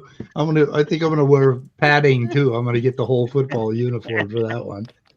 Yeah. Anyway, long and short of it is Dave's watched the video. He's crucified himself on this video already for the sake of you all. So let's go, Dave. He watched for all our sins. So we're gonna skip forward a little bit, and we're gonna give a little time to the guest speaker, because he seems to give this guy a lot of credit for his knowledge and wisdom, which he doesn't seem to have any of, because I was waiting to hear something about evolution, and it doesn't seem like this guy has any study into it at all, and why he was picked for this speaking engagement. So we'll see. If, wait a minute, he wrote a book. He wrote a book, Dr. Bill West. Yeah. Yeah. He's probably on to sell his book. Yeah, I think he does show it near the end. I think they do show the book. So that's probably Sacred Science. Yeah, that was it. So he got to plug his book, and so he figured, why not? I don't know what they're talking about, but I get to plug my book. So we'll see what he has to say here, because I wanted to give him a chance to talk to in the last hour. Was it? It's 7 o'clock already. So we'll we'll give Mr. No. Yeah, we'll give the other supposed scientist a say because we like to be fair, you know. And I don't think the speaker is going to poison the well any more than he already has by admitting that he's a Seven Mountains dude. No, but like, So how can you poison the well more if it's all already pure poison? it already is. It's pure red and rainbow colored, and you know it's all soiled and messed up. So we'll give him that. You know, he's totally messed it up. He's going to throw Darwin's name out there a whole bunch of times. Okay, we'll give that all to you. Let's see what else you've got by bringing in a guest speaker. Medicine and research specifically in the field of oncology, and he's written a new. Oh yeah, that's the reason it caught my ear too. Is the oncology and the study of cancer and what cells are doing. My ears kind of perked up because I've heard a lot of this stuff recently. So yeah, I was kind of interested in what he had to say, and then I was disappointed in what he had to say at the same time. Hello, Robin. How you doing? Good to see you. You're saying we shouldn't get our hopes up then? Don't get your hopes up too much. Yeah. Okay. I mean, he hasn't been given the cure for cancer. Then, damn it. Yeah, I've heard a lot of good things about the work on cancer and everything, and then this guy surfaced, and it really dashes my hopes. So. Oh well. Oh well. It's random. That is called Sacred Science: Understanding Divine Creation. It was released a few months ago, and this is. You're right. Who said that, Mike? You're right. Book. Yep. A couple months ago. Okay. There you go. Sacred Science.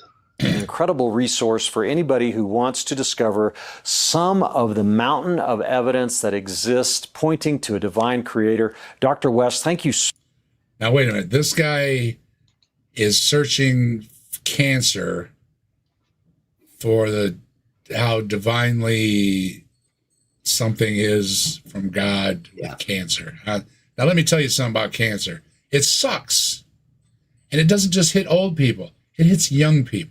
And how dare a God afflict a young person with a horrible... Now, I can understand cancer winding down and an old person's cells going crazy. At least you can fathom, okay, you've had a long life and now the cells are kind of stupid, right? Maybe you spent too much time in the sun, maybe. Yeah, maybe you smoked too much. Maybe you were exposed to toxic drugs. The ladies licking. Somebody was just talking about the radium ladies. They were licking their fingers as they were painting the watch. What do you call it? The arms on the watches and everything. Or you forgot to put the bucket, the lid to the bucket of plutonium back on real tight. Yeah, you didn't put the lid on. All these things, but when it affects somebody that isn't 100 years old, it just kind of seems like, well, that was cruel, right? You gave a young person, and you see them how many times with Disney cruises and everything else, Shriners Hospitals, all these great organizations that do stuff for the young folks that have these terrible diseases. And it always seems very, very unfair and very, very suspect that a God would inflict such horrible things on a young person's physiology. So just saying that isn't a great example to use. Now, maybe Jesus stepping in, giving some comfort to an old person with a disease, but these young folks with the disease, this is not a good selling point. So much for coming on Truth and Liberty today. I'm just happy to be here. Thank you for the invitation.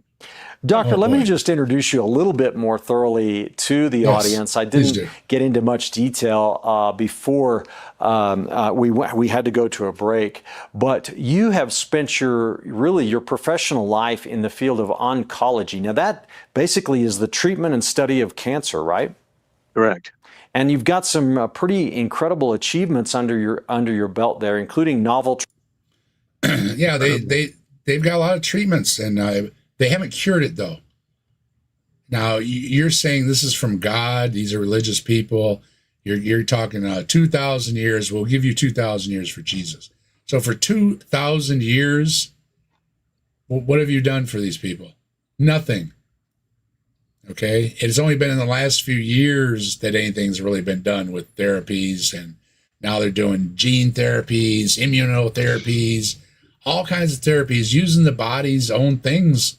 And this guy is all for it. Hey, if it works, it works. I'm for it too. But what have you been doing for 2,000 years is always my question. And they're giving this God credit for 2,000 years of work that it didn't do. It hasn't done anything for 2,000 years. It's only done things like the last 50, 100 years, maybe. So again, not a selling point for God. Why did God feel the need that it could play with this terrible disease? And I'm not putting it on the old folks. I always put these diseases on the young folks, because anything can happen with an old, let's call it a machine, right? You have an old computer, an old phone, an old gaming system, an old house, an old car. Things can go wrong with it. You don't expect them to go wrong on a new one or on one without the years or the mileage to put on it, right? So these are not the good selling points they think they are. Treatments and other things. Well, we've made progress. You know, we need to make more progress, but I've been particularly interested in immunotherapy, the application of the immune system, and we've made a lot of progress with that. Yeah, so, recently. We have a ways to go, but we're making progress. Yeah, it's a brand new field.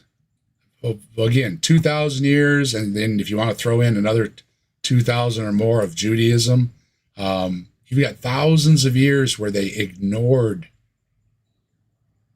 these diseases, ignored people's suffering, ignored not just the old people, but the young people and all their suffering, until a few years ago with, I know, science, the very thing that you've been bad-mouthing the whole time. Now you're turning around and you're, yes, science is good when it cures somebody. Well, yeah, how about that? I've heard of it. Heard of that. Yeah, and so cancer really at its core is a dysfunctioning cell. Am I right? Cancers are cells that go sideways and start. Yeah. Oh yeah. Yeah. You know, he remembered something from science class, and he's proud of himself for it too. Am I right? Love it. Start growing and getting in the way of the function of the body. Am I right on that? That is right. And so your practice basically deals with cellular biology. No, your practice deals with fixing what's wrong with people. He tried really hard to not say that. I thought he was going to say it for a minute. Your field deals with let me fill in the blanks for you. It deals with fixing people. Okay? Again, as I pointed out, not just cancers, but there's 1,000,000,001 diseases. I mean, you can go into a medical library at any medical school and pull a book off a shelf. There's lots of diseases that affect people. There are diseases that only affect a handful of people, but they're out there. And every once in a while, with the roll of the die, these people get these things. Okay, why are there all these things? Because your God created them. Your Bible says, your mandate says, your interpretation says, God did it. So why? And then why are you putting such grand hope into a cure and this guy is a doctor and everything and praising him after you just got done saying God does as he pleases, right? God makes all these diseases for a reason. God has a reason. This guy is going against God's reasons, really. I mean, whenever a doctor cures something, you have to wonder, did God mean for it to be cured, or was the person supposed to have this disease, right? There's these questions raised. Why make this disease if the person wasn't supposed to have it? Well, the wages of sin is cancer. So yeah, yes. And not just that. I mean, all the things that affect all the things that affect the little ones out there. Yeah, sure. They were created for a young person to suffer with. And why? You know, if he wants to get rid of it, maybe he shouldn't have made it in the first place. Just saying. But we, and I'm using we in the term as scientists, as all the people in the labs and the the testing and everything else that all goes about this, around this thing, in a huge, it's not just one person that cures one of these diseases. It's a community. There's a lot of people involved. Why are all these people, you know, such devout, seriously devout into curing all these things that are wrong with us, fixing all these things that are wrong with us, and then turning around and saying, isn't God great for making us just the way we are? Well, no, not really, because we seem to have a lot of things wrong with us. Why? Why not make us without all these things wrong with us in the first place? And you wouldn't even need this guy. And frankly, I wouldn't go to this guy to get anything cured anyways, because after seeing a lot of true experts that know what they're talking about, this guy worries me. Day in and day out. Would that be fair? That is fair. All That right. is fair. And I would say to that, we replicate our DNA 1 trillion times a day. Oh my So goodness. it's pretty remarkable, actually, that cancer doesn't happen more often. Wow. So it's the system is set up to correct itself as frequently as possible. What? Okay, so you have a system set up to correct itself, but yet people still die of horrible diseases. So the system doesn't really work that well, does it? Doesn't work all the time. No. Speaking of creation, you've already said something that to me is a mind-blowing proof of creation, that our bodies replicate our DNA 1 trillion times a day. Yes. Wow. Yeah. And God. Yeah. God damn it. We replicate bad and good DNA. So again, there's a problem with why replicate bad things, you know, and has been pointed out, cancer is kind of a runaway train, and there's nobody at the handle. So why not, right? Why wasn't somebody put in charge so that this thing couldn't run away? See, these are not the selling points that they think they are for a loving God, a caring God, a God that cures people or anything else. It's totally the opposite.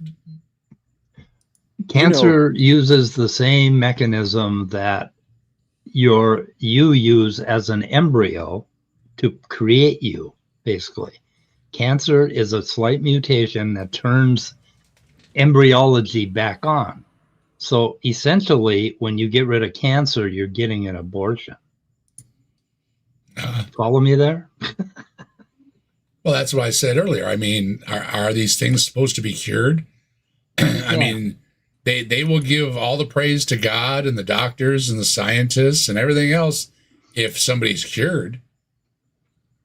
But look at it from cancer's perspective. Yeah, well, it was just doing its thing, right? And some doctor interfered. It's a little embryo in your, basically that hatches and just starts growing, and then we rip it out. Damn, that's evil.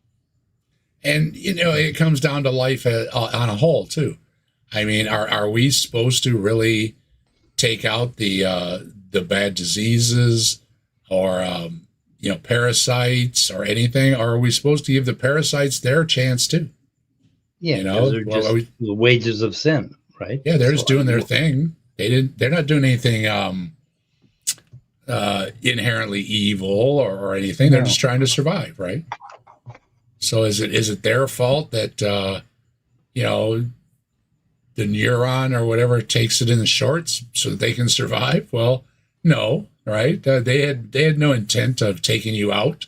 They just had the intent of survival, right? So,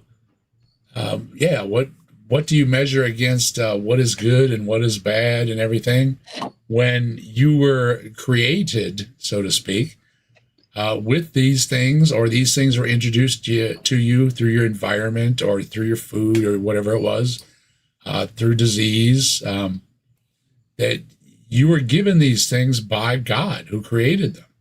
So it's really tough to argue, what's good and what's bad, what you're supposed to live with and live without, and everything when you bring the God creator into the equation. Dr. West, if I was walking through the forest and I saw on the floor, the ground, in a pile of leaves, I saw a MacBook. No one would have to tell me that thing was designed and made by an intelligent source, right?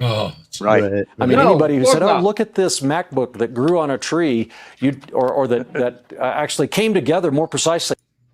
Now you see how they're laughing at this stuff. Yeah. Isn't this ridiculous that something they think they're so clever? Yeah, something could just magically appear on a magical tree, and almost like maybe like on a magical zoo boat or something, And it's pretty funny, isn't it? If you were walking along and you saw a butterfly, it would be different than a MacBook, okay? Because the butterfly couldn't have created itself, could it? I don't know. Well, that video I posted earlier, where a scientist kind of takes down ID, he talks about all this stuff, and it's really cool. It's he wrote a book, I forget what it's called, but anyway, he really tears them to pieces on this bullshit. This stuff about walking along and finding a MacBook on the floor of the forest. Mm-hmm. But if you find a tree growing, do you say, "Oh, a man must have made that," or what do you say? "Oh no, God made that one." Leo's dropping in. How you doing, Leo? Good to see you. He says, "But the MacBook was designed because of your priors. You already know that human beings design MacBooks. The properties of the MacBook aren't what you infer design from." This guy's named Jason Rosenhaus. It's like hearing from Leo. Interesting point about that, actually, Leo. I don't know if you're aware of this, but the MacBook originally was designed like a burger because it was designed by a clown. Oh, the big MacBook. That's why it's the big MacBook. There you go. Yeah, I'm gonna take a bite. I'm gonna take a bite right now. That's one of the things, Kelly, that I'm looking at is why cancer comes back. Now, see, that's what I'm dealing with. They removed my tumor, but is it going to come back? And they can't tell you. It's one of those things where they try really hard not to give you an answer because they don't know. So they can test for it because God made it that way. Know. Yeah. Yeah. Well, go away, hospitals. The priests got this. Yeah. Leo says, so things like complexity, structure, or supposed function aren't constitutive of design. Constitutive. I forgot to say that too. Design inferences. So things like complexity, structure, or supposed function aren't constitutive of design or design inferences. That's right. And works in mysterious ways. Oh, obviously, Mark's got it right there. It's in mysterious ways. So you can't question. It's mysterious. Came together by chance from the dirt and sticks and piles of leaves. That's not chance. The dirt and the sticks and the piles of leaves are not chance. They're things, and they're chemical reactions that happen. And it's not by chance. They are governed by the laws of nature that you said yourself are found in the Bible, in Look at the Trees, in the study of the book of nature. All these things that you'll accept from God, disputes everything you're saying. Every time you've said something, it's been in opposition to what you have said earlier from the Bible, and I really don't like this fella. And this guy, he's asking questions. So he's quite biblical. Yeah, he's just a yes man, contradicting himself.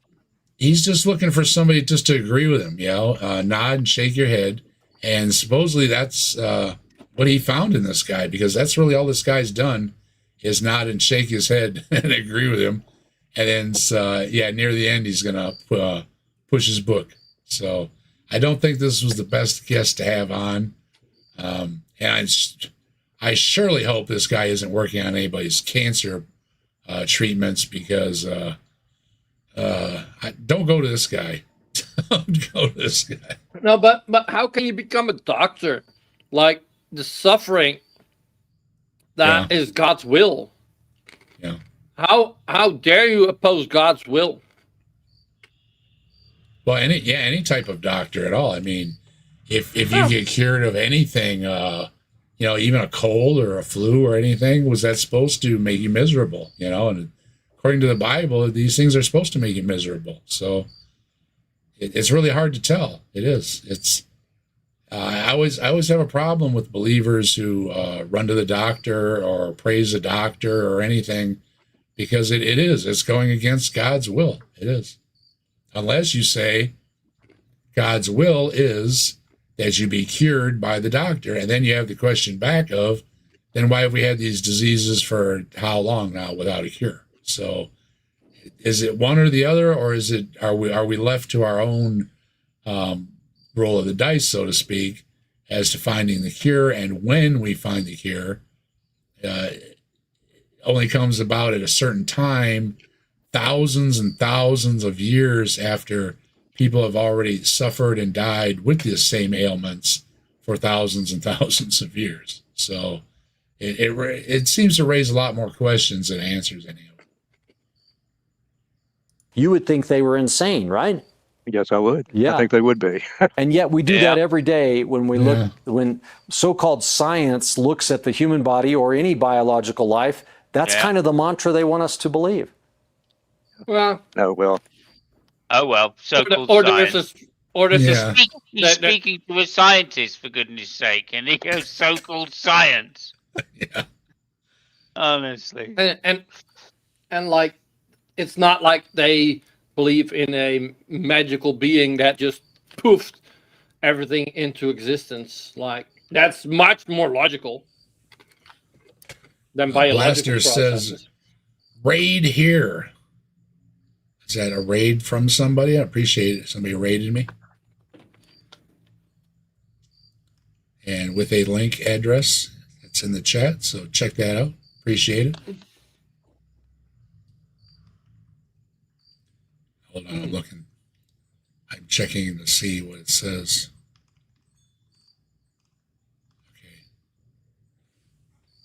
Okay.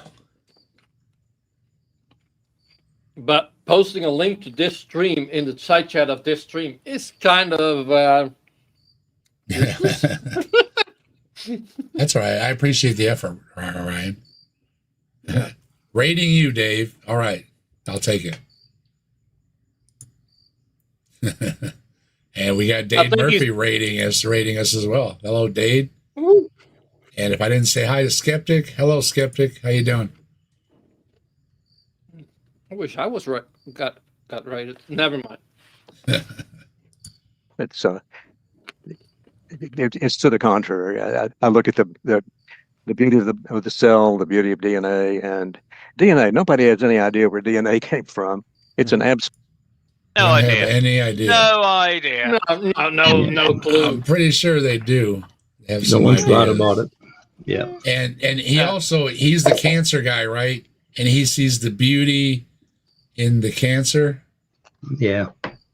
So-called science has no idea where so-called DNA comes from. I really am going to recommend again that you do not see this guy about your cancer. I don't think he wants to cure you. About anything.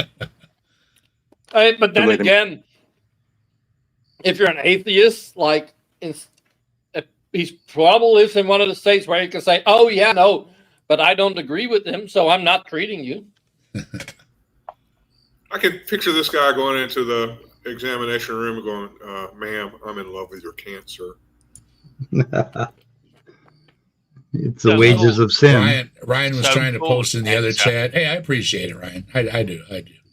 And Kelly,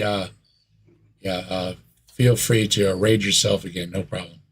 I gave you a wrench. So Rosenhaus does a pretty good. He's got a really neat analogy or explanation about this. This thing where you see something really complicated, like a oak tree or a butterfly, and you assume that there has to be a creator, right? It's like looking at a molehill and then saying, "Oh, there must be a giant mole because I see mountains." Yeah, well, it's the same. Seven. It's the same thing. What's that? Seven of them. Yeah. Yeah, 7 mountains. Yeah, I see 7 mountains to conquer.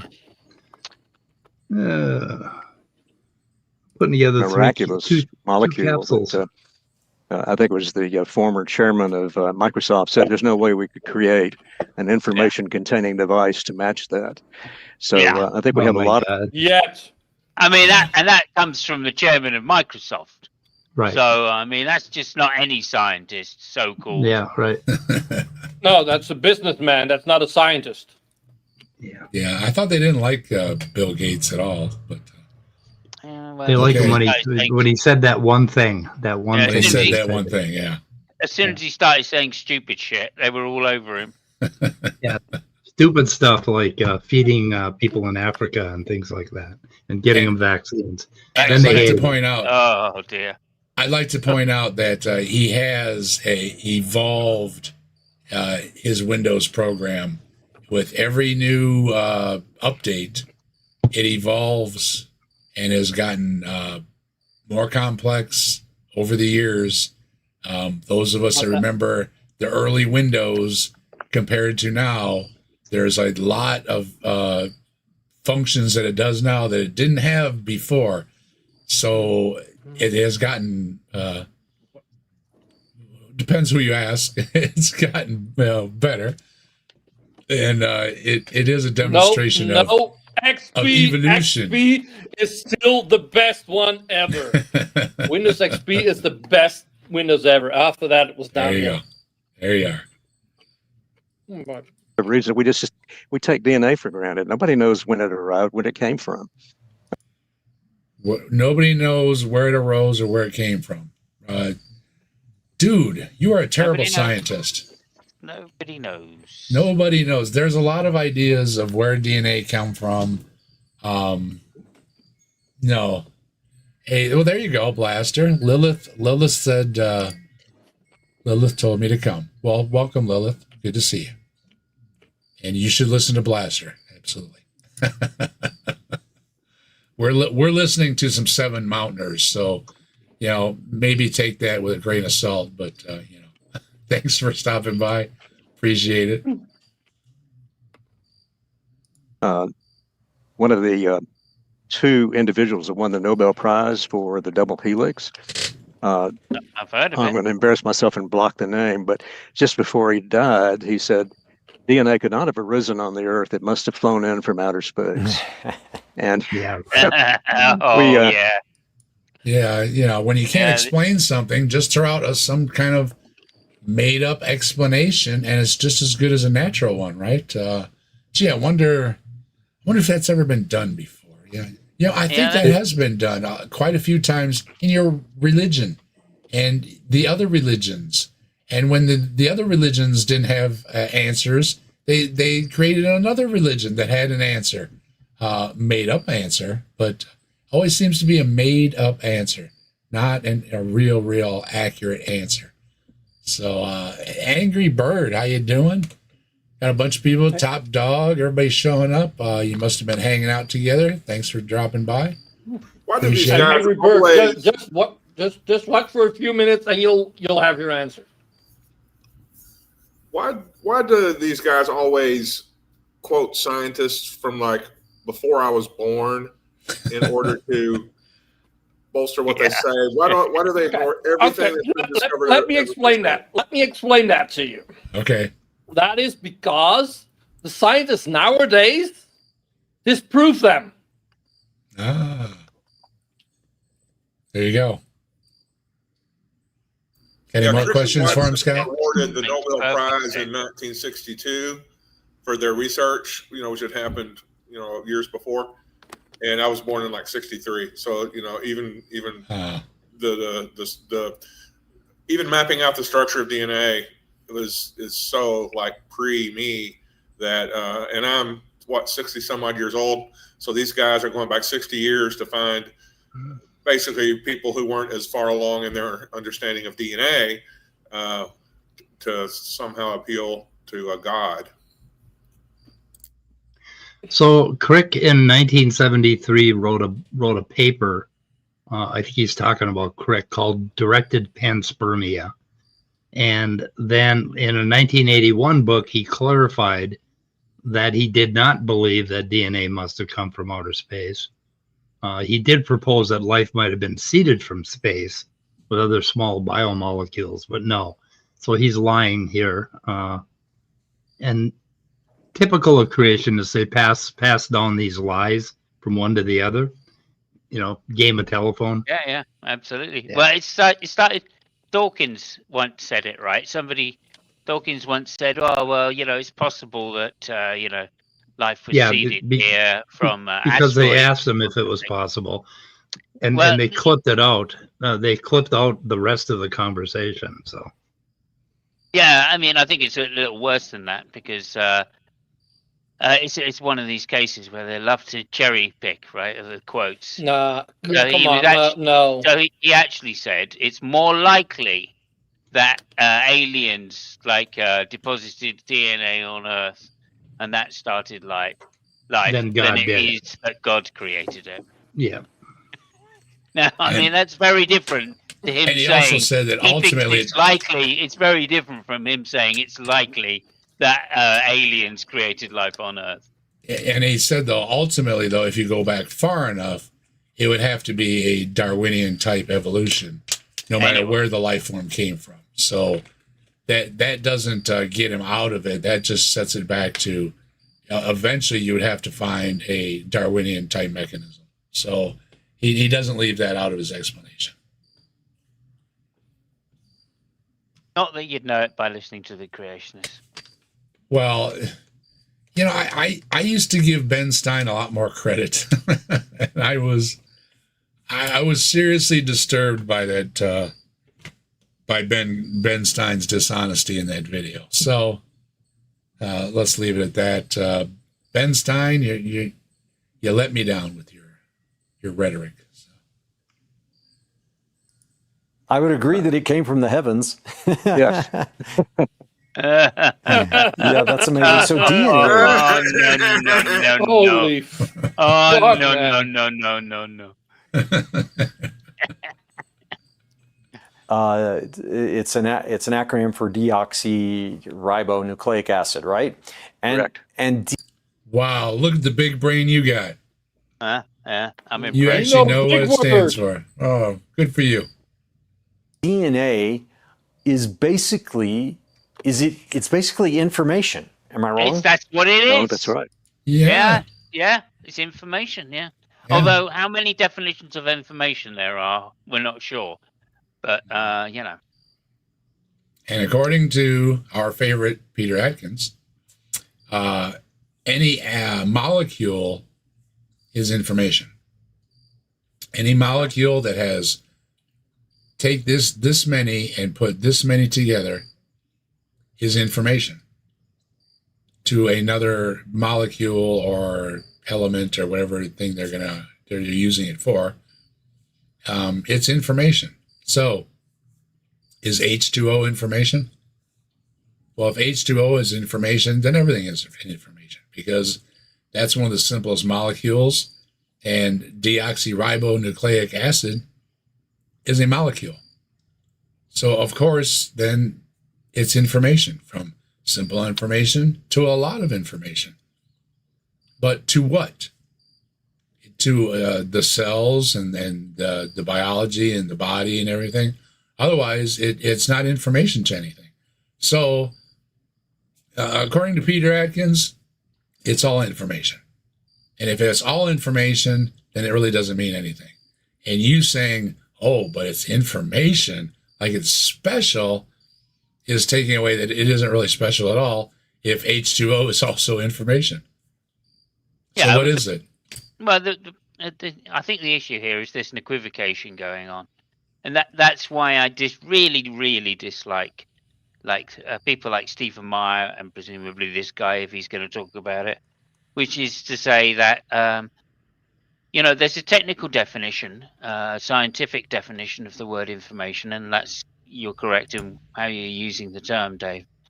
But then there's also another type of information, right?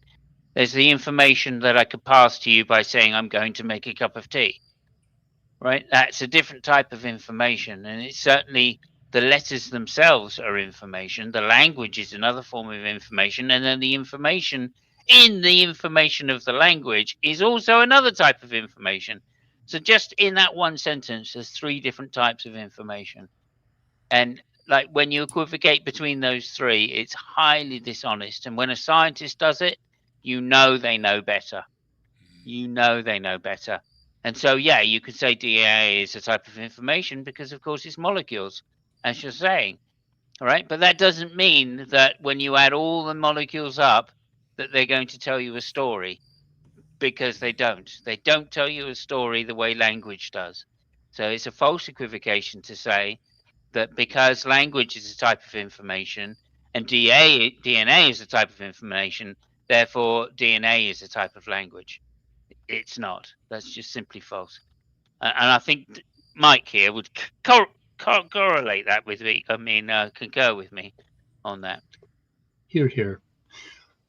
Also, that video on that Rosenhaus that I've been plugging here for like forever, he talks about information in very clear terms and explains in his book and in that talk why they don't understand what information is. They equivocate, basically. They confuse it with the common, ordinary idea of information that humans have. And they try to make it a scientific thing, but they fail. So anyway.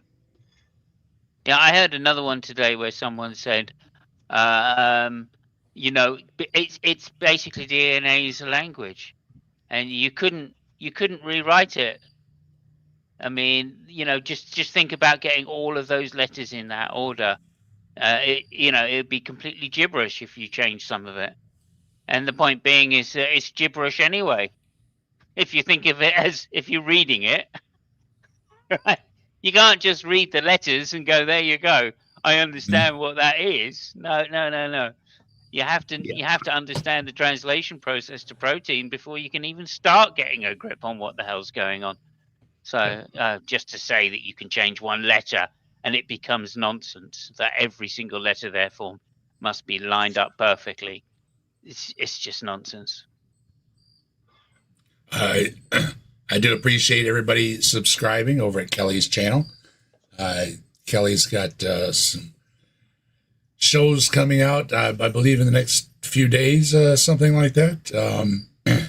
So excellent. yeah, let me go and sub now. Yeah, everybody go and take a moment, and everybody go and sub. The link is in the chat, and yes, Tori is a Christian, and we always appreciate Tori in the chat as well. Yep. And Christians are welcome. Everybody's welcome here at the Captive Desk. Just got 2 subs from me. All right, we're filling in Carrie's subscriptions, and what does it say on Carrie's channel? Or Kelly's channel coming up Monday or Tuesday? Monday and Tuesday. Okay, subscribe to my channel. New stuff coming Monday and Tuesday. All right, there it is, right there. Okay. Detroit Atheist Queen, that one? Yep. Yeah, that's the one. Okay. And this person is a Christian? No, Tori. Oh, that's the other one. Tori is a Christian. Oh, where's Tori's channel? Here's Tori Swansinger. Where's Tori's channel? She's been a supporter of the community and has been around for quite a number of, I wouldn't say a long time. She's a believer, but she also believes in other things too. So that's a good place to be. I can't find the channel. Always has some interesting comments. Tori, do you have a channel? If you do, Yeah, post it if you do. We can take care of Tori too. Where's Tori's thingy? Let's see. Hello, Midnight. How you doing? Good to see you. Midnight. Yeah, right. Where's Don't Midnight? have time to go through that right now. Where's Midnight? Midnight's in there. I can't see it. Couple. He's changing his name a lot these days. Yeah, What is his name now? Sophia something. Oh, I didn't see it. Changed his Oh, pronouns. Well, what the hell? I don't see him. Sophia, Sophia of Athens. Sophia Athens, yes. Yeah, there's quite a delay for me here for some reason. Yeah, there was mine too. There's a delay between YouTube and StreamYard, and yeah, there it is. Here he is. Here they is. Captive Desk. Hello, Sophia of Athens is Midnight. There you go, Mike. You guys saw my private chat about my personal problem, right? Where I have to disappear suddenly. So. Okay. I'm not sure when, but I will have to disappear. I don't even know what that is, Dave. I mean, I don't know what that is, Mike. Oh, you Sorry. don't? Oh, No. I'll go ahead and I'll clarify it for you. Thank you. Yeah. So, Doctor, is there anywhere in all of the universe where that suddenly? What was that? What was that, Scott? Since Mike warned us twice that he's going to have to drop out suddenly, I don't think that's suddenly. Oh, well. Anyway, we'll see how it works out. It might work out. You know, you might enjoy it. I don't know. Maybe I'll stick around. We'll see. Okay. Yeah, you're welcome, Tori. If you have anything, feel free to post it. That's what they're for. And, Robin, hello, Robin. And Trusty Apes got one. I'm just seeing who. Midnight doesn't have one. Jasper doesn't have one. You guys may have to put up with me hugging you. So other than that, I don't know. We'll see. That's fine. Then you're Let me really fast because of it. So that's really wild. Because I mean, let me take care of some business. All right, Sophia, you get a wrench too. And who else doesn't? Jasper doesn't have a wrench. Jasper should have a wrench. Jasper, you got a wrench too. Take care of some business here real quick. By the way, I bought this guy's book, and it is a real piece of crap. Uh-oh. Oh dear. And mind you, when I give you a wrench, I don't need moderators on my channel. I have very few problems on my channel. Knock on wood. All hail Bigfoot. Folks here are real groovy, and I am not picking on folks. I drop wrenches all over. So if you have links or a channel or anything, feel free to post your stuff. This is a fun channel to be on, and you have 14 subscribers. Hey, we hooked Kelly up with 14 subscribers. Sweet. Nice. Good well deal. Done. Yeah, if I give you a wrench, it's known to be I don't have a problem on my channel. Everybody here is groovy. But please do if you have links, if you have somebody else's links, some groovy links, whatever, feel free to post them in the chat. That's what the wrenches are for. It's not to snitch on your neighbors, because we got good neighbors here. So this guy, very few problems with the neighbors. This guy has a knock me dead argument automobile metaphor.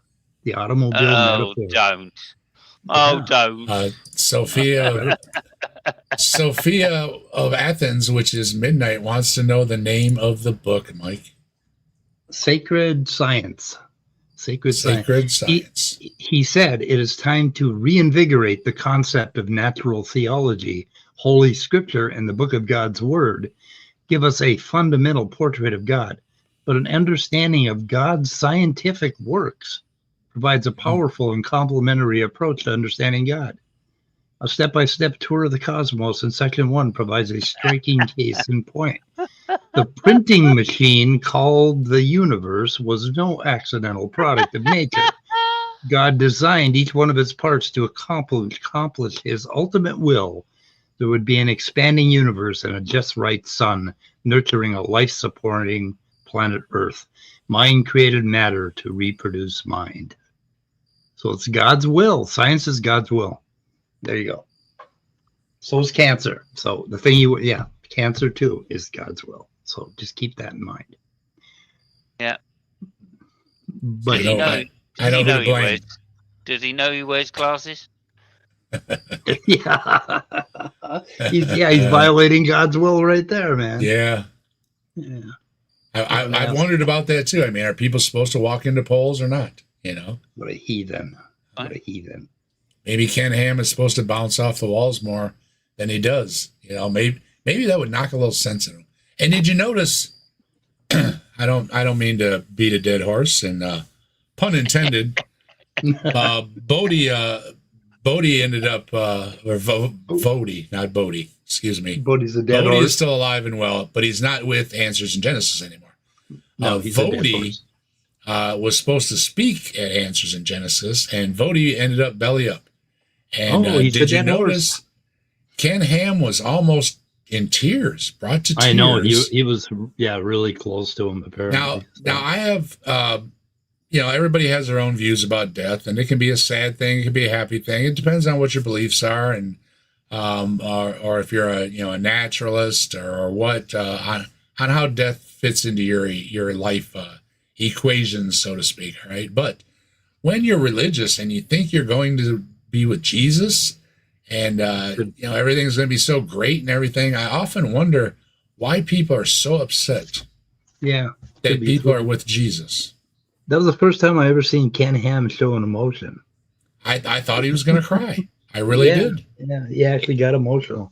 Yeah, and I felt bad for him. I felt bad for him. He was a close friend, so yeah. It does. Hey, I didn't care for the guy. I think he's the world's better. And that was the first time I ever felt bad for Ken Ham. Yeah, it makes you wonder. I mean, we've all had we've known religious folks that are kind of weird about the death thing, and it's hard to pin them down. Are they upset about it or not? I mean, isn't it the ultimate goal to go and be with Jesus? But then to be upset about it as well, it sends kind of mixed signals. Of course, death is a very confusing thing for many people, and apparently it is for Ken Ham as well. But I did notice that he was the thing was going in his throat there, and his cheeks looked rather drawn, and it looked like he had been spending some early morning hours reflecting on his age and Bodie's age, and Bodie's only a couple years younger than me, or older than me, or it was within a couple years, anyways. It is interesting that the reflection of the believers on their life as well. So it took me back as interesting. I don't want to drop other names, but there's been other people too that have left an impression on me that I thought they were more happy about going to be with their maker than they actually are. It doesn't seem that they're real are in a big hurry to meet their maker. So maybe they're pulling your leg a little bit about the whole thing. I'm just saying, might not be, might just be the emotions. I understand the emotions of it all too. But it does seem that Ken was questioning Jesus, and for a guy that wrote a song about inspired me to write a song about a Magic Zoo boat, it's very interesting that he was questioning God's choice on the pulling Vodie's card a little early. So we'll see though. And speaking of Ken Ham, there's a lot going on at the Answers in Genesis organization, and I think some interesting things are going to come out of that place in the future here, because with the big shakeup, with people going in and out, with the channel or the organization seemed to be taking a different direction, with the supposedly bringing in another guy to take over, and then he didn't work out, and so then now he's out, and they don't have really a number two to take over. Then somebody else brought up the mentioned, was it? That was about a meme or something that maybe the organization will change when Ken Ham is gone, because Ken Ham seems to be the driving force behind the whole thing, and it might be a totally different thing when he's gone. So it's going to be a neat, interesting couple of years. Let's put it that way. And I'm sure Dr. Joel Duff is watching intently, because he's very interested in who's going to run the organization and what direction it's going to take in the future as well. So for all the years I've been following Answers in Genesis, they do seem to be changing a lot of things, including the other day, Paula Gia covered the last Answers news, something they've been doing almost this whole time, that the two attractions have been running, is the Answers News show. I think it was almost 10 years or something like that they've been running it. And I've been watching them. Paula G has been watching them right from the beginning. And that's come to an end too. So I'm wondering what they're going to do in the future. So it's going to be an interesting time. And speaking of, I've been mentioning it, and I just have to do it now. We're going to play, for everybody that's a fan, the Magic Zoo Boat story, because we've been talking about Ken Ham enough, and been talking about the Magic Zoo Boat, and I think I tickled somebody's ears earlier when I mentioned the Magic Zoo Boat. So we're going to take a moment, and we are going to pull up the Magic Zoo Boat. And somebody's lighting off firecrackers. All right. Just sit right back and you'll hear the tale of a righteous float that started out in ancient times upon a magic zoo boat. The rain began to pour like mad. God's judgment didn't stall. If not for Noah's floating crate, there'd be no life at all. No life at all. No life at all. If Noah and his ancient beard, his wife just rolled her eyes. They boarded raptors, stegosaurs too, all trained to sit and stay. 2 T-Rexes in bunk bed stalls, what could go wrong, we say? 3 sons with wives who taught the dinos how to harmonize. Who taught the dinos how to harmonize? There's gators, frogs, and woolly mammoths, zebras sharing beds, triceratops and kangaroos stacked 10 high on their heads. The ark was built with cubic math and doors that sealed with prayer. You ask about sanitation, don't go there. Just don't go there. Just don't go there. So come aboard this sacred ship where science hits a wall. With creatures from all continents, pre-flood we had them all. The timeline's tight, the logic light, the rain began to float. And now you're on a bumpy ride aboard the Magic Zoo Boat. The Magic Zoo Boat. The Magic Zoo Boat. The Magic Zoo Boat. Unicorns dashed to catch the ark, but tripped on fairy tales. They stopped to charm the woodland elves and slipped through magic veils. Their horns aglow, they missed the boat, no place for their parade. Now stuck in myths and bedtime dreams where fantasy should stay. Where fantasy should stay. But what about old Sasquatch? Did Bigfoot make the trip? Was he too hairy, tall, or shy to board that wooden ship? He maybe hid behind the trees or snuck in with the apes, or rode the flood out on a log. Or rode the flood out on a log. Don't fall for tales of magic boats or creatures 2 by 2. Get smart, ask questions, that's the best thing you can do. Education shines the light that clears the myths away.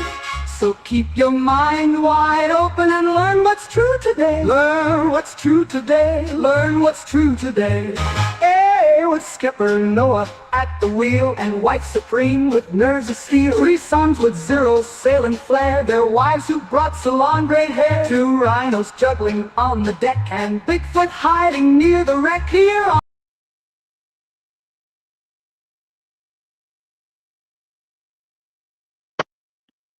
It abruptly cut off. What happened? Oh, It was very abrupt. Dave's Very not rough. here right now. That sounds like a Dave that lost connection. Ah, Dave lost connection.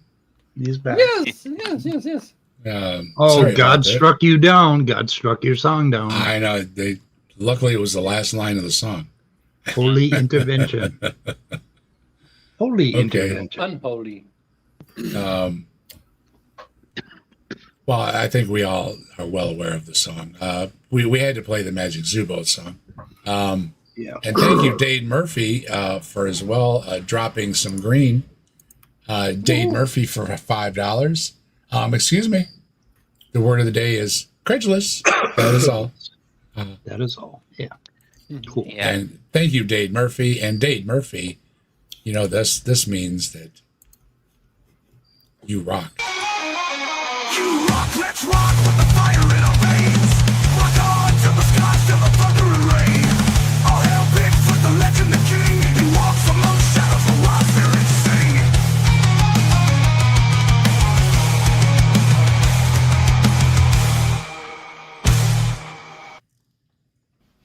Yeah, just a technical point. Credulous is just another word for arbitrary. Technical point there. We're getting very technical. Thank you, Dade Murphy. I appreciate you. You rock. Thank you very much. You do. And it might have been a hitting the toilet thing on the desk here. I have a little toilet thing that's getting in my way. I might have hit that. When you hit on the corner, it makes the mouse go off, and it might have been my fault. I'm sorry about that. Blame it on the toilet. You I think. bluff. Blame it Yeah. on the toilet. Motherfucker. I think that's Because- what Michael Jackson said. Because it took out my screen, so I've got to pull my screen back up. Don't blame it on the moonlight. Don't blame Yeah, it I on know. the music. Totally. Blame it on the toilet. Yeah. That's what he Hey, said. Commander, how you doing? Somebody was just asking if I had seen Commander around, and I said, I think I saw Commander around the other day, and I see Commander? Commander around today. So, hello, Commander. Who's commander? The 401 up to Deep State Annex. Yeah, there we go. Oh, okay. You see, Dave, you got to translate for me. Okay. My fault. You got to translate. And Skeletor Raw. The thumbnail for this is great. T-Rex is going to need a toothpick. Okay, let me. Yeah, I'm sorry about that. I might have clicked on the toilet thing, and if I did, I'm sorry. These things happen. I'm Okay. lost. Shit happens. And let me run back into the thing. 1018. Here we go. Aha! There it is. Now, where were we?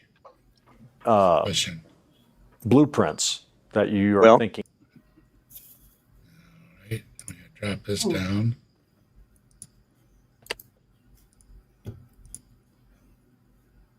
There's where we want to be. But Okay. but Dave, you played the Magic Zubo, so I'm all happy. And I think I already passed out a while back, and like my back is killing me, so I'm off the Okay. bed. All right, Brainless. Well, it's good nearing night. that time, and it was Yeah, good for you.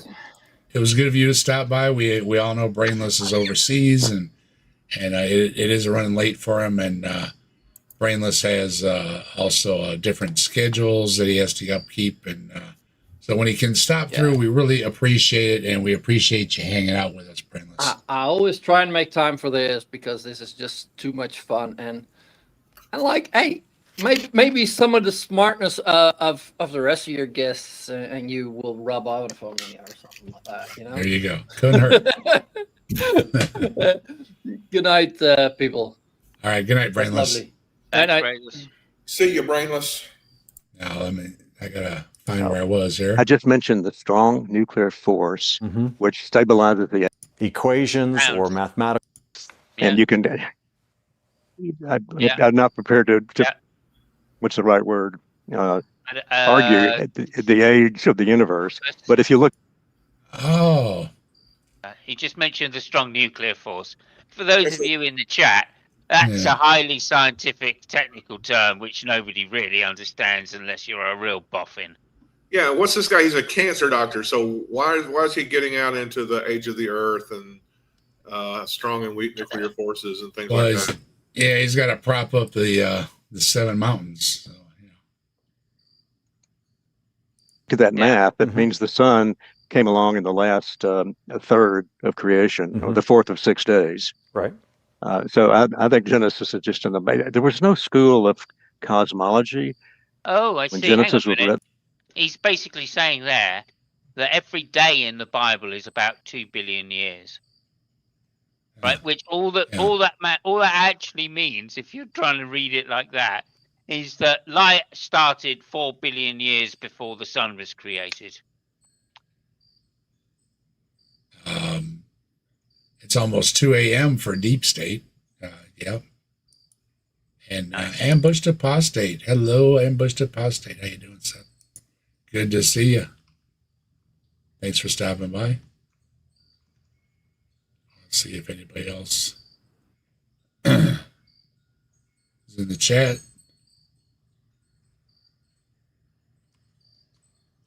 Okay, we're caught up. Yeah, it's a good point, Skeptic. This is about as close as they get to a scientist.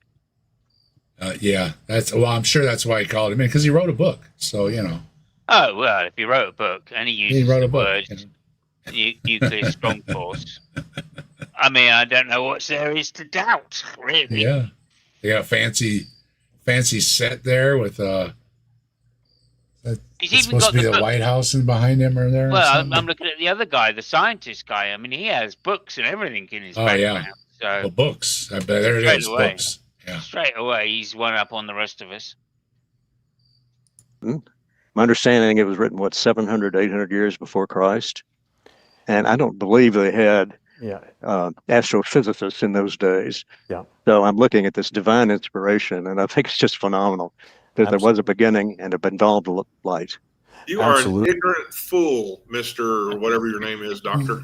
Yeah, he's curing people's cancer, and he thinks the sun was created 4 days into creation, and he's just 4 of 6. To say something like that is so obviously stupid. That's what I say. I often say, it's not so much that people have their religion or their faith or their belief or whatever. It's when they take it to literal ends and stupidity, right? You want to believe in a God. Well, nobody can really disprove a God. You think you're going to go see your dog when you die or whatever. Sure, that's a nice thought, and knock yourself out, right? But to say that the sun wasn't created until day 4, or there wasn't light, till day 4 or whatever it is, these things are just silly. I mean, and then you're sitting there with the smug look on your face saying, oh, these scientists are none too bright, thinking the sun was just made a few, days ago or whatever. It's like, you have a crazy belief, okay? You didn't catch anything from my Magic Zoo Boat song. To believe in something is one thing. To believe in it literally is another, okay? But no, he's trying to do the scientist thing. To be fair, he's trying to do the scientist thing. He's trying to say a day lasts, so we got 14 billion years. If he's saying that it's only in the last third, That's 2 days for 4 billion years, roughly 4.5 billion years. So that's what? That's 2.5 billion years roughly per day. Right, so he's not saying that it's days. Like he's saying that in our time. I mean, that'd be silly, wouldn't it? Come on now. I mean, it's like you could make any shit up if you were to believe it was days. But no, he's saying that it's 2.5 billion years per day of God's time, of course, relative to our time. I think that's just as bad. Yeah, of course it is, because the order's wrong. It doesn't matter what day it is. It doesn't matter how long a day is. If you just think that the days are longer than a day, you're just making it worse, because now you've got light around before the stars were made. Right. Yeah, he's got a little bit of a problem with that light. Basically, he's saying that the Bible prophesied when the sun was created, right? Or told when the sun was created. Oh, the earth. But yeah, wasn't some other shit created, like plants? Weren't they created before the sun? Vegetation and stuff on day 3 or whatever. So vegetation was, according to him, vegetation was created about 4 billion years after the Big Bang, and the sun was created about 8 billion years, right? You know who? I mean, I would expect not to realize that the light of the sun is what makes plants alive. It would be people who don't have any idea of science or astronomy or biology and things like that. So this talk of Genesis being so ingenious is just, these guys, are they taking drugs to be this delusional? I know. Well, he studies cancer, and cancer doesn't need light. So maybe that's what he's thinking. I don't know.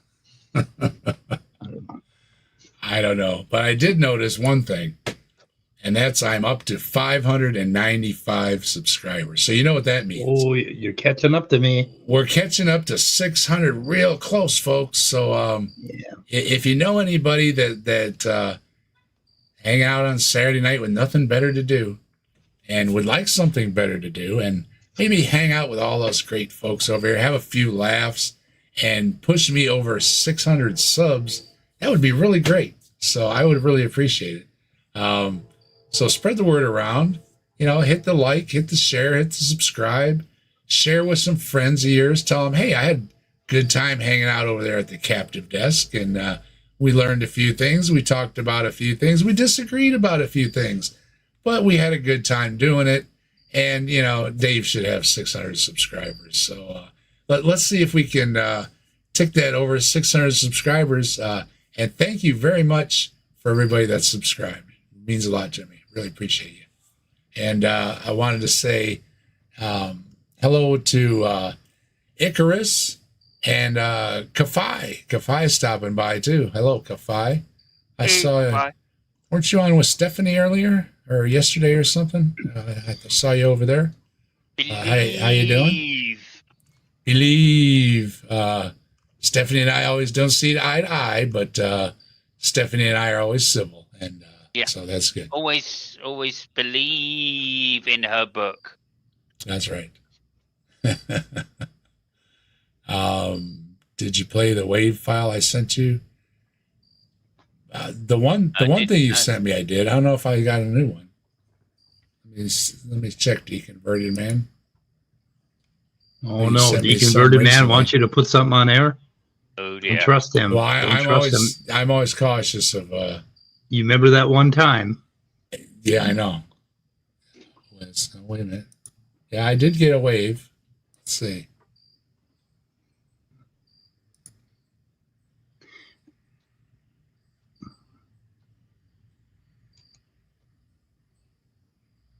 Ah, okay. That was the that's the sound to go along with his super chat earlier. That's what that was. I don't know how to get that to play.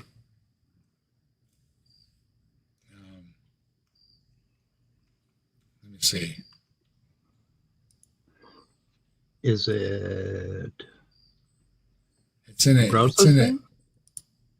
Well, it's in the email, but it wants to open it with a player. Yeah, and then you can share the player, I think. Are you using that Windows thing? I don't want to hear about it, Mike. Just save it. Okay? You aren't using that Windows thing, are you? You poor people. I got Windows 11 running behind me, and I've never seen such a piece of shit operating system in my life. Oh my God. Oh, don't say that. I've got to get one soon. Oh, I want to find a way to go back to Windows 7. That was the only version that really worked, and then after that, it just went downhill again. See if you can hear it. Ooh, I love you, Oni-chan. Ooh, I'm a cute anime girl. Ooh, love. Okay, it must have been. What the fuck? Oh my God. All right. Well, that's what you get from deconvert. See, that's why you got to be careful about who you give your email to. Definitely. Thank you, Scott. Thank you for the jokes, the laughs. So to give you some idea how old I am, I have a copy of Windows 1.0 alpha version. I say. No shit. In my library, I have the alpha version of Windows 1.0. Now we're gonna need a new emoji. We're gonna need an ooh emoji. I had a 1.2, but I don't know. Ooh. Yeah, 1.2, really? Well, that's pretty good. I think so. I was in Seattle when they announced Windows to the world for the first time. I was at the conference, basically. Yeah. I got to meet Bill Gates and a whole bunch of other people that were that nobody remembers anymore. Or they're remember Bill Gates, but nobody else. All right, well, we're going to give him one last chance and see what he's got to say. This is his final shot for the evening. So we're giving you the floor, Doc. Leave my cancer alone, but what else have you got? Go for it. Here's your chance. These 8 blueprints, if you will. It's a good spot. They seem to, so you're saying they're really mathematical equations or mathematical discoveries. If you take them as a whole, do they demonstrate an order to the universe that logically implies the existence of an intelligent being that established that order? Yes. No. The important thing about them is you cannot do without any single one of the 8. They're all absolutely necessary for us to be here. I thought there was 7. Now there's 8. Pay There's 8 attention. now. Okay, beg your pardon. Oh, we should get their math straight. He's got 27 chapters. I don't know. Print the cosmos, farm the stars, the earth, the divine universe. I don't know what the hell. I've got the whole book here. Secondly, I consider them individual works of art. I look on them as great paintings. And they all have to be there. They all have to do their thing. The Higgs field is a great example. We wouldn't have a physical universe without it. You mean this new thing that they've come up with, the Higgs field and everything? It's in the Bible. But it's not in the Bible. Yeah. Yeah, well, it's in the Bible, obviously. It's in the Bible. It's just misspelt. Actually, they misspell it. It's actually spelled Yahweh. Gethsemane. Oh, Gethsemane? Yeah, that's how it's spelled in the Bible. Gethsemane, Okay. Gethsemane or something. And it's the place that the Higgs field resides. That's how it's translated into English. Place of the Higgs field. And this is the guy that did it, obviously. Yeah, I mean, this is all technical stuff. I'm surprised you guys are even understanding anything I'm saying. Then we get into some real science. The strong nuclear force that stabilizes the atom. The weak nuclear force that makes the stars shine. But you go through each one of them and you realize that's just an elegant piece of art, and without which we wouldn't be here. What are some of the other 8 blueprints that you are thinking of? And this is where he double dips, and I don't think he's paid attention to his own notes. But we'll let him slide on it. No. I like this bit. I like this bit, right? Because we've got 2. No, we've got 3. We've got 3 of the 8. Okay, so let's count them. We've got the Higgs, we've got the strong, and we've got the weak nuclear forces. So let's see. I just what mentioned the 5 are. strong nuclear force, Mm-hmm. which stabilizes the atom. And then the weak That's nuclear not what it force does, is what by makes the a way. star shine, because it creates the deuterium and the tritium from hydrogen. Deuterium and tritium are what fuse in the stars and give us starlight. No, So that's the not weak true force. Either. That's not true either, by the way. Okay. Okay, next. The He's strong got the force is Higgs what keeps our wrong too. Got the Higgs wrong too. Yeah. He's got the Higgs wrong too. atoms together. Mm-hmm. We've already mentioned. Well, you mentioned, I'll begin with the Big Bang. strong twice. Okay, just to point that out, he mentioned the strong twice there, and then they I'm did different things on both times. a huge believer in the Big Bang. God said, "Let there be light," and that's how we started. That was the And Big then Bang. That was the big. Well, he doesn't know what the Big Bang is. So And let there be light. That's what the Big Bang was. Come on now, Dave. there was no light from the Big Bang because there was there was no photons traveling in the initial states after the Big Bang because it was too hot for the photons to even move light. So he's got that wrong. There was no light moving. Yeah, no, you might technically be right, but if you translate it, let there be light. Obviously that it was written in Aramaic or Hebrew, rather, I should say. Oh. And if you translate from the Hebrew properly, what that actually means, let there be light, is that there's an inflaton field which is expanding space at a constantly accelerating rate. I think that's the rough English translation from Hebrew. So yeah. The Higgs field would be a second that gives physicality to those things that are going to. I'm on 4 already. The fuck is he talking about? Where'd he go to 2? I thought we were like to 5. I was one more than you, Simos. Oh yeah, well you mentioned 1 twice, so you're right. Yeah, Technically okay, 5. yeah. Okay. Go on, become components of our body, components of materiality. Mm-hmm. Then space-time is a wonder in its own right. Space-time is the Big Bang. We're up to 7 now. But I mean, space-time is not the Big Bang now. I don't. Space-time is. What is space-time? That is a good point. What is space-time? I don't think it's a fundamental like gravity. We don't really know what it is, but it's a dimension, isn't it? So we're talking about the dimensions. In his book, he has space-time as like number 7 or something like that. Let's see, he's got let there be light, let there be mass, the quark code and the quote. Let there be mass. Yeah, and the strong force, quantum creativity, space-time. Then he goes to nuclear fusion. So eventually he gets to the Earth. Conclusion, the divine universe. Okay, well, we're up to 7 in his list right now anyway. Okay. Let's not bring the book into this just yet, because that's a bit confusing. Walk down my stairs to my garage. I think about space-time. His garage what's is pulling. 7. He goes down the stairs to his garage and he thinks about space-time. Yeah, he couldn't have when you're old, have a garage or stairs without space-time, could you? When you're old, you always think about space-time when you're going downstairs. So. Oh, okay. And gravity. Depends how fast. Depends how fast you're going downstairs, Mike. Yeah. I have to put that on my hand. Remind myself. Yeah. Every time I'm going down the stairs to think about space-time. Okay. All right. I got it. Me down those stairs, and I'm like, "Don't fall," Through there's a good. Oops! Damn! I hit the thing. Don't fall. That's good. That's a good idea. In the future genome of what would become a bat.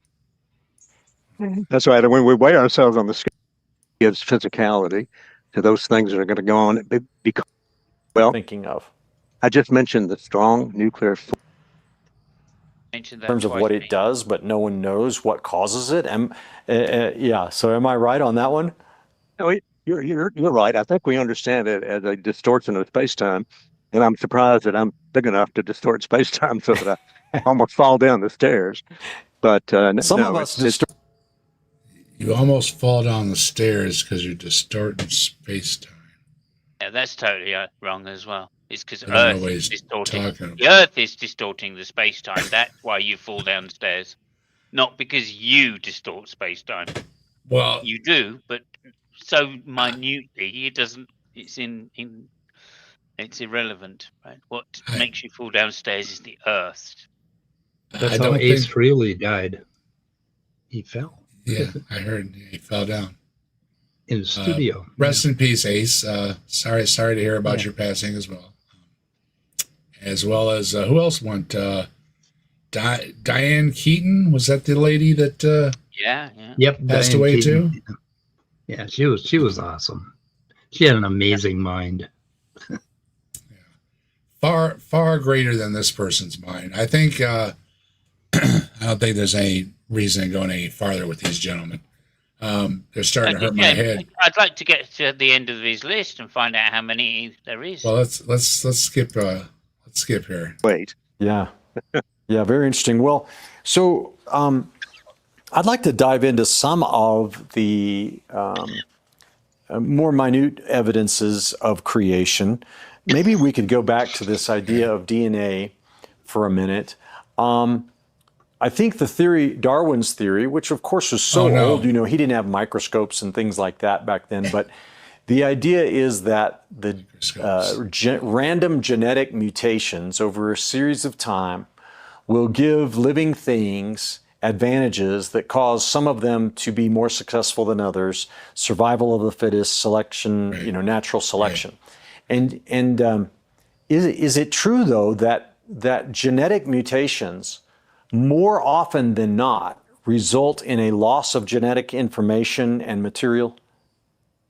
Mutations can be deleterious very, very frequently. Is it more common? Technically not a loss of information, even deleterious ones. No.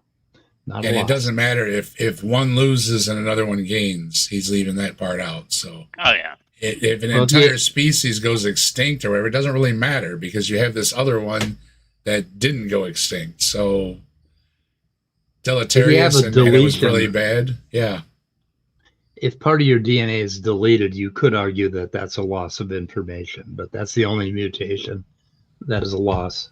So there you go. And for them to be deleterious than beneficial? I think so. We have what we call a genome in every cell. Mm-hmm. And that's where we store, I call it the nursery. That's where new genes are formed, or where teams of genes are created. New genes are formed? Did you say nursery? He said new genes were formed in this nursery. Yeah, that's what he calls it. In the nursery. I got you. Okay.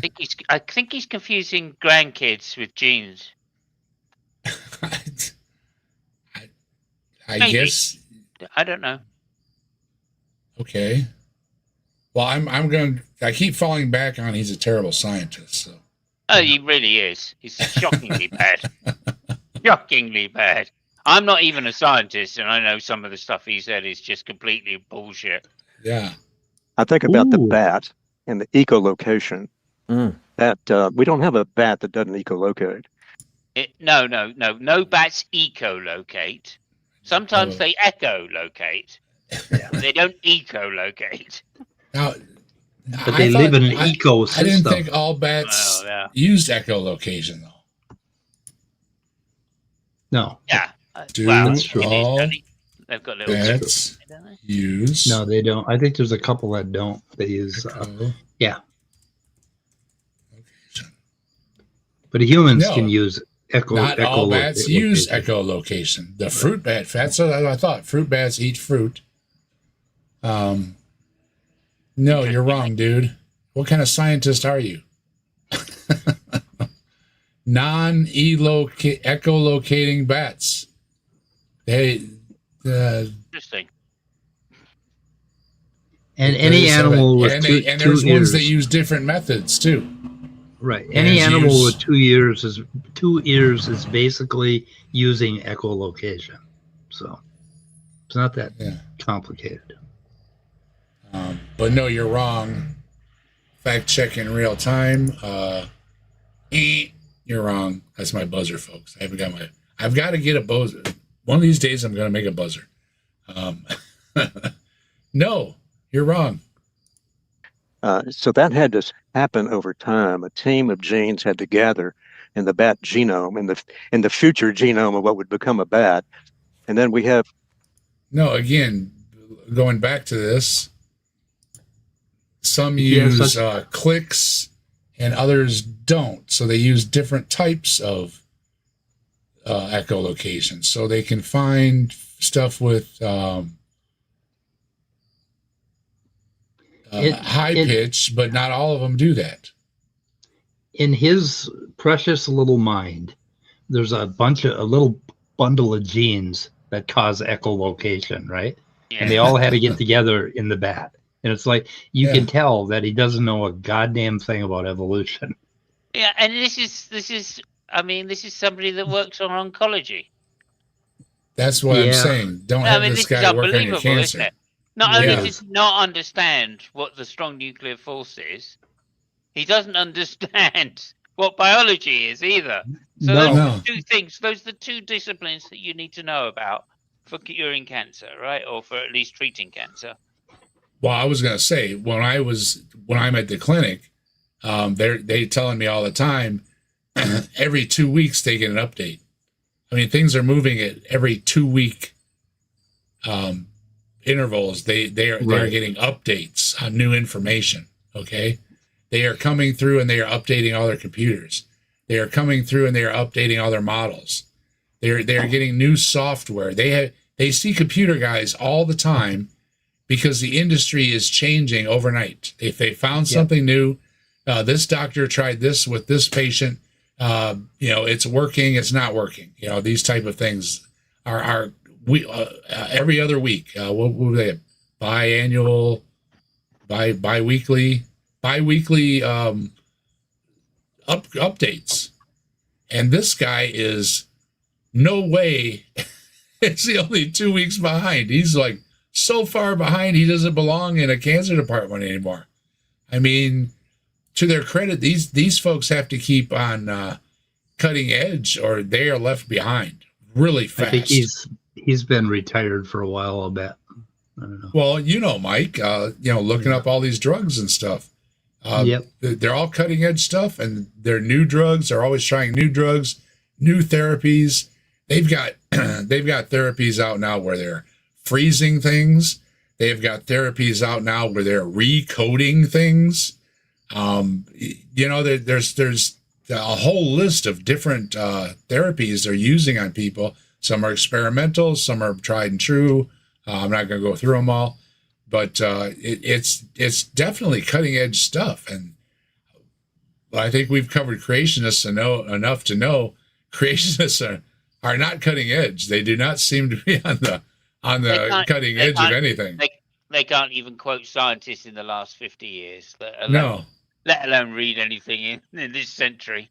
So it really, really is bothering me that this guy is seeing any cancer patients. I really hope he isn't. Let's face it, he's not, is he? We know he's not. There's no way that staff on a modern day cancer treatment center are going to be going, oh, it's Nutty Jeff. Let's hear what he's got to say about this modern technique that we're using. I don't know what his name is. Suddenly, the appearance of a bat that can fly right over your head and echolocate.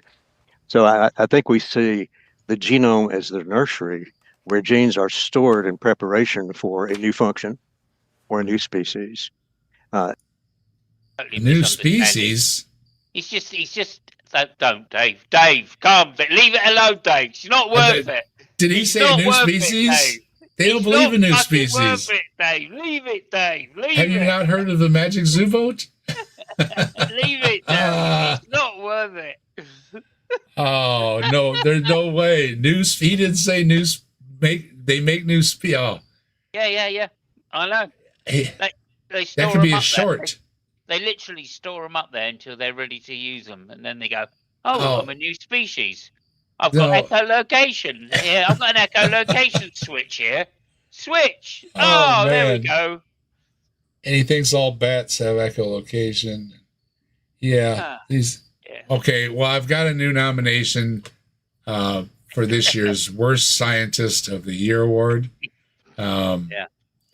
This guy is definitely up there. And if please don't work on any cancer patients.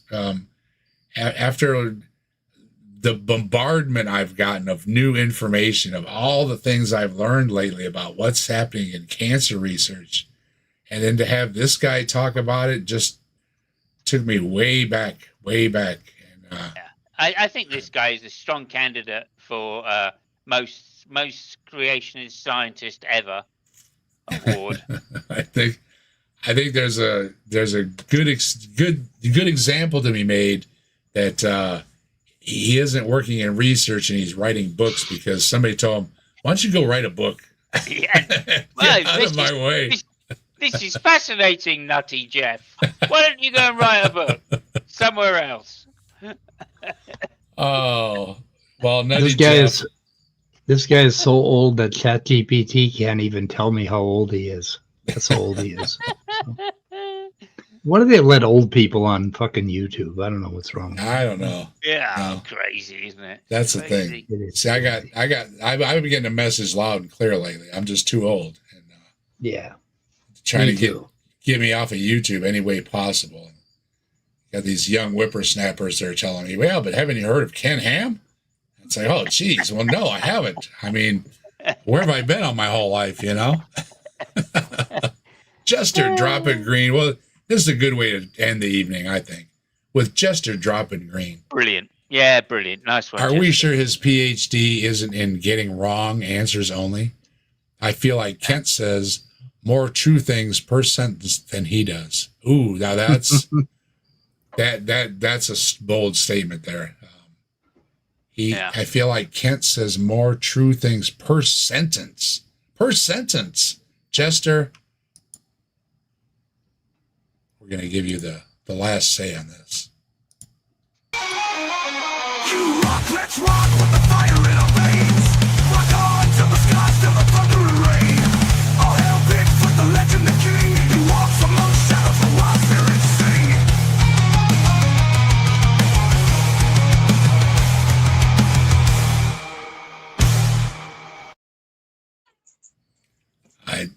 I don't know what to say, Jester. You're right. All bow down to the mighty Jester. And speaking of, Jester started us off being a member for 6 months. Nice. We had Jasper gifted a captive desk membership. We had Stop the Stupidity gifted 5 captive desk memberships. Fantastic. We had Jester dropping in with another super chat saying, well, they tend to cover very much about anything that happened around the Civil War times for no reason. It's definitely not suspect. Deconverted Man, who never drops a chat, and Deconverted Man dropped me a super chat, so I'm going to take this out of the way. Deconverted Man, and he also sent me a recording, so thank you, Deconverted Man. I'm not going to try and read it again. But I appreciate it. Thank you very much, Deconverted Man. And Stop the Stupidity gifted 5 more captive desk memberships. We appreciate Generous. Stop the Stupidity. Very generous. Very generous, very good supporter of the channel. We appreciate you very much. Jester dropped with the $2 super chat. I'll stop pledging in the 90s. Or High L stopped pledging in the 90s. I'm out of date. We had Kelly King, the Detroit Atheist Queen, for $5. Say, I don't know why I've watched this show before. Highly enjoyable. Keep up the good work, guys. Glad you had a good time, Kelly. We'll look for your show to be on, too. I And don't Dave know why Murphy. I don't know why I've watched this show either, by the way. Yeah, I know. It's crazy. It's a way to kill a few hours, I guess. Well, I mean, I don't know. I tell you what the real reason is, Dave. It's because the scientists that you have on are just too high level for me. Dade Murphy for $5 says, excuse me. The word of the day is credulous. That is all. Yeah, by the way, And- new word, credulutionism. Credulutionism? Yeah, believe in credulutionism. Believe unto it. And, of course, check out Dade Murphy's channel. He's got a lot of great shorts, funny stuff. He also does lip syncing and stuff with costumes. He's doing stuff with masks for Halloween, I guess. He's always got, he's very creative. So check out his shorts on Dade Murphy's channel. And then Jester finished us off with another $5. Are we sure his PhD isn't getting wrong answers only? I feel like Kent says more true things per sentence than he does. And It's very close. I say it's about You the know. same. They both say 0 things per sentence. yeah, we'll give you that one just because I'm in a good mood and I appreciated it. Fantastic. Okay, everybody. Thanks for joining us tonight at Saturday Night at the Atheist. I hope you had a good time. Hope you had a few laughs. Hello, Blaster. Good to see you. Thanks for stopping by. Dr. Mordecai, good to see you. Thank you. Let's see. Jester, Kelly, thank you, everybody. Skeptic Philosophy. Deconverted Man, always a pleasure. And we got the Crook Report. I don't know if I know the Crook Report. Maybe I do. Sounds familiar. Either way, hello. Deconverted Man is out of here. And I'm out of here. We're all out of Oh, here. before you go, I'll just say a couple of things. Go ahead. You got the floor, Thank you. Simos. Thank you very much. Firstly, fantastic. Love the creationism. Let's not do it again in a hurry. And then secondly, obviously, my channel, I've got Fabio on Monday night reporting from the Formula One, the US Formula One Grand Prix down there in Texas at COTA circuit, fantastic circuit. So that's on Monday night, 9 o'clock UK time, which is 3 o'clock Central, I think. And yeah, hopefully come by, show some love and support, and we have a good laugh. And we're going to be taking the Mickey out of all things US Formula One. So yeah, it's good to be there. And boy, do they put on a show. One thing I will say about the US, oh my God, do you guys put on a show? I've never seen so many dancing girls and boys. Well, I've never seen it, but anyway, yeah, big show. Thank you. I did see an advert for the big Grand Prix or whatever they're calling it in Texas. Yeah. Did think of you, Simos, and I will be checking out your channel. Yeah, come by Monday, hopefully. And thank you, everybody. Please remember to subscribe and like. Same for Dave's channel. Let's get him to 1,000, where he deserves to be, up with the big boys. That'd be nice. So yeah, thank you very much. Right now, I am looking at 600, and that's a nice number, nice round number. I appreciate the number, and I appreciate all the subscribers. So, yeah, if you don't know anybody that's subscribed to the Captive Desk, I'm this close to 600. So, you know, spread the word around, help a brother out, get up to 600, and we'll have a stream, and we'll have some good laughs, and we'll say thank you to everybody, like I like to do. Give me a reason to stream. I've been trying to get back into things. For those that know, I've had a few health issues lately. I've been busy. I've been to every doctor in Toledo. I've had every test, every procedure, doing all the things that I should be doing. So it has taken up a lot of time. And at first I was high as a kite. So I was like zippity-doo down around. But I think bringing me down now to reality, I'm not so high as a kite. And so I'm a little nappy. I've taken a few naps lately. So I might be catching up on some of the sleep I lost over the last month. So bear with me, folks. But you know you're not going to get rid of me this easily. The Grim Reaper couldn't get rid of me this easily. You're not going to get rid of me this easily. the cancer doctors are scheduling appointments with me like I plan on being there or something. So they aren't getting rid of me yet either. So and everything has gone well. For all the well wishers, thank you very much. Fantastic. My health is good. My procedures have gone well. The doctors are happy. So all we can do is cross the fingers and put our faith in believing in the science and let the science do its work. And we'll know. We'll know in a few months. Believe in credulation. That's right. And until next time, and next time will be. Usually I do a weekday show. I didn't do one this week because I was tired. Sorry. Somebody told me, take the night off, man, take a nap. And so I did. So sorry, folks. But I haven't forgotten about you. Demon Orb, how you doing? Good to see you. You are Victoria. Thank you. Thanks everybody for stopping through. I have a good excuse, I think, for slacking lately. So I've also made a video about my treatment, and I'm going to make another follow-up one. I took a picture of my my mask. They made me wearing treatment, hold me still, and I got a video of me ringing the bell. I got to ring the bell when I finished my treatment. You know, when they do the you finish your treatment things, ding, ding, ding, ding. So I've got that video too. So I'll put those together and I'll show everybody. We got Mike back, jumping back on. Hey, Mike was just saying goodbye to everybody. I was just saying that I will have another video out. I took a picture of my mask that they're radiating me in, and I took a picture of me ringing the bell when I was done with my radiation treatments, which were over a week's period of time. I suffered no ill effects from them, so everything has gone well. I didn't get any burns from them. They said you might experience burns. You might experience, Mike knows more than anybody.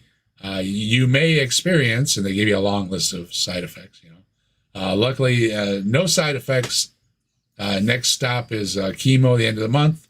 And they're going to shoot me up with some tumor drugs and try and chase away the tumors. So hopefully Dave doesn't have any tumors for a good long time. And we'll be back here on this channel making fun of people that have metaphorical creationist tumors, making them say some really silly things. Mike, anything you want to say before we wrap things up? No, I'm probably going to echo because I don't have my headphones, but I wanted to talk to you after the show. So you can throw me up. Okay. Okay. Well, with that, then, thanks everybody for being here. And I've got to pull up my my thing. Make sure we all see you on Simos's. And don't forget Simos's link, Answers in Atheism's link. My other links for my other channels, link for Pre's channel, links for Ember's GoFundMe, link for the original video, and all the good links. Austin's link, everybody's great links are in the description. Make sure you click on those below. Subscribe to everybody. Subscribe to my channel, and do all the things with the buttons. Like, share, subscribe, comment. Very important. Please leave me a comment. If you had a good laugh, put in, I had a good laugh, and I would appreciate it very much. Go ahead. Simos, you had something to say? Well, just to say that I think I'll be on Christopher Maltese tomorrow doing the pseudoscience, race scientism, the pseudoscience of race. And so we'll be doing that. I think it's a very important topic that gets covered, especially in this current climate with all the people bringing it all back up again.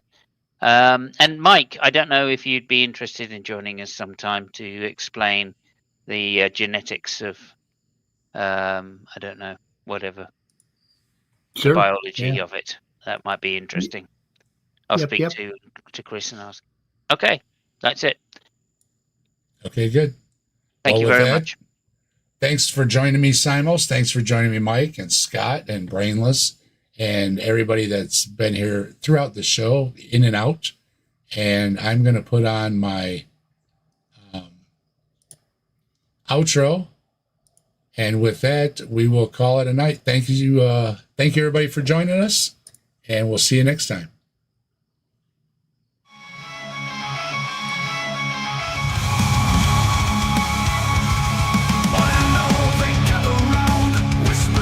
Without a sound, history speaks in tales of lore, knocking at the captive dash's door. Oh, legends live within these walls, silent echoes in the halls, books and stories on the floor, knocking at the captive dash's door. Captive desk, hold our dreams, where reality and no myth seems.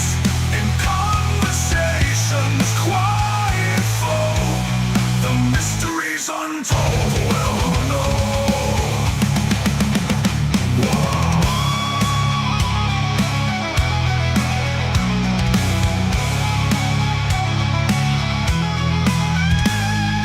Legends live within these walls, silent echoes in the halls, books and stories on the floor, knocking at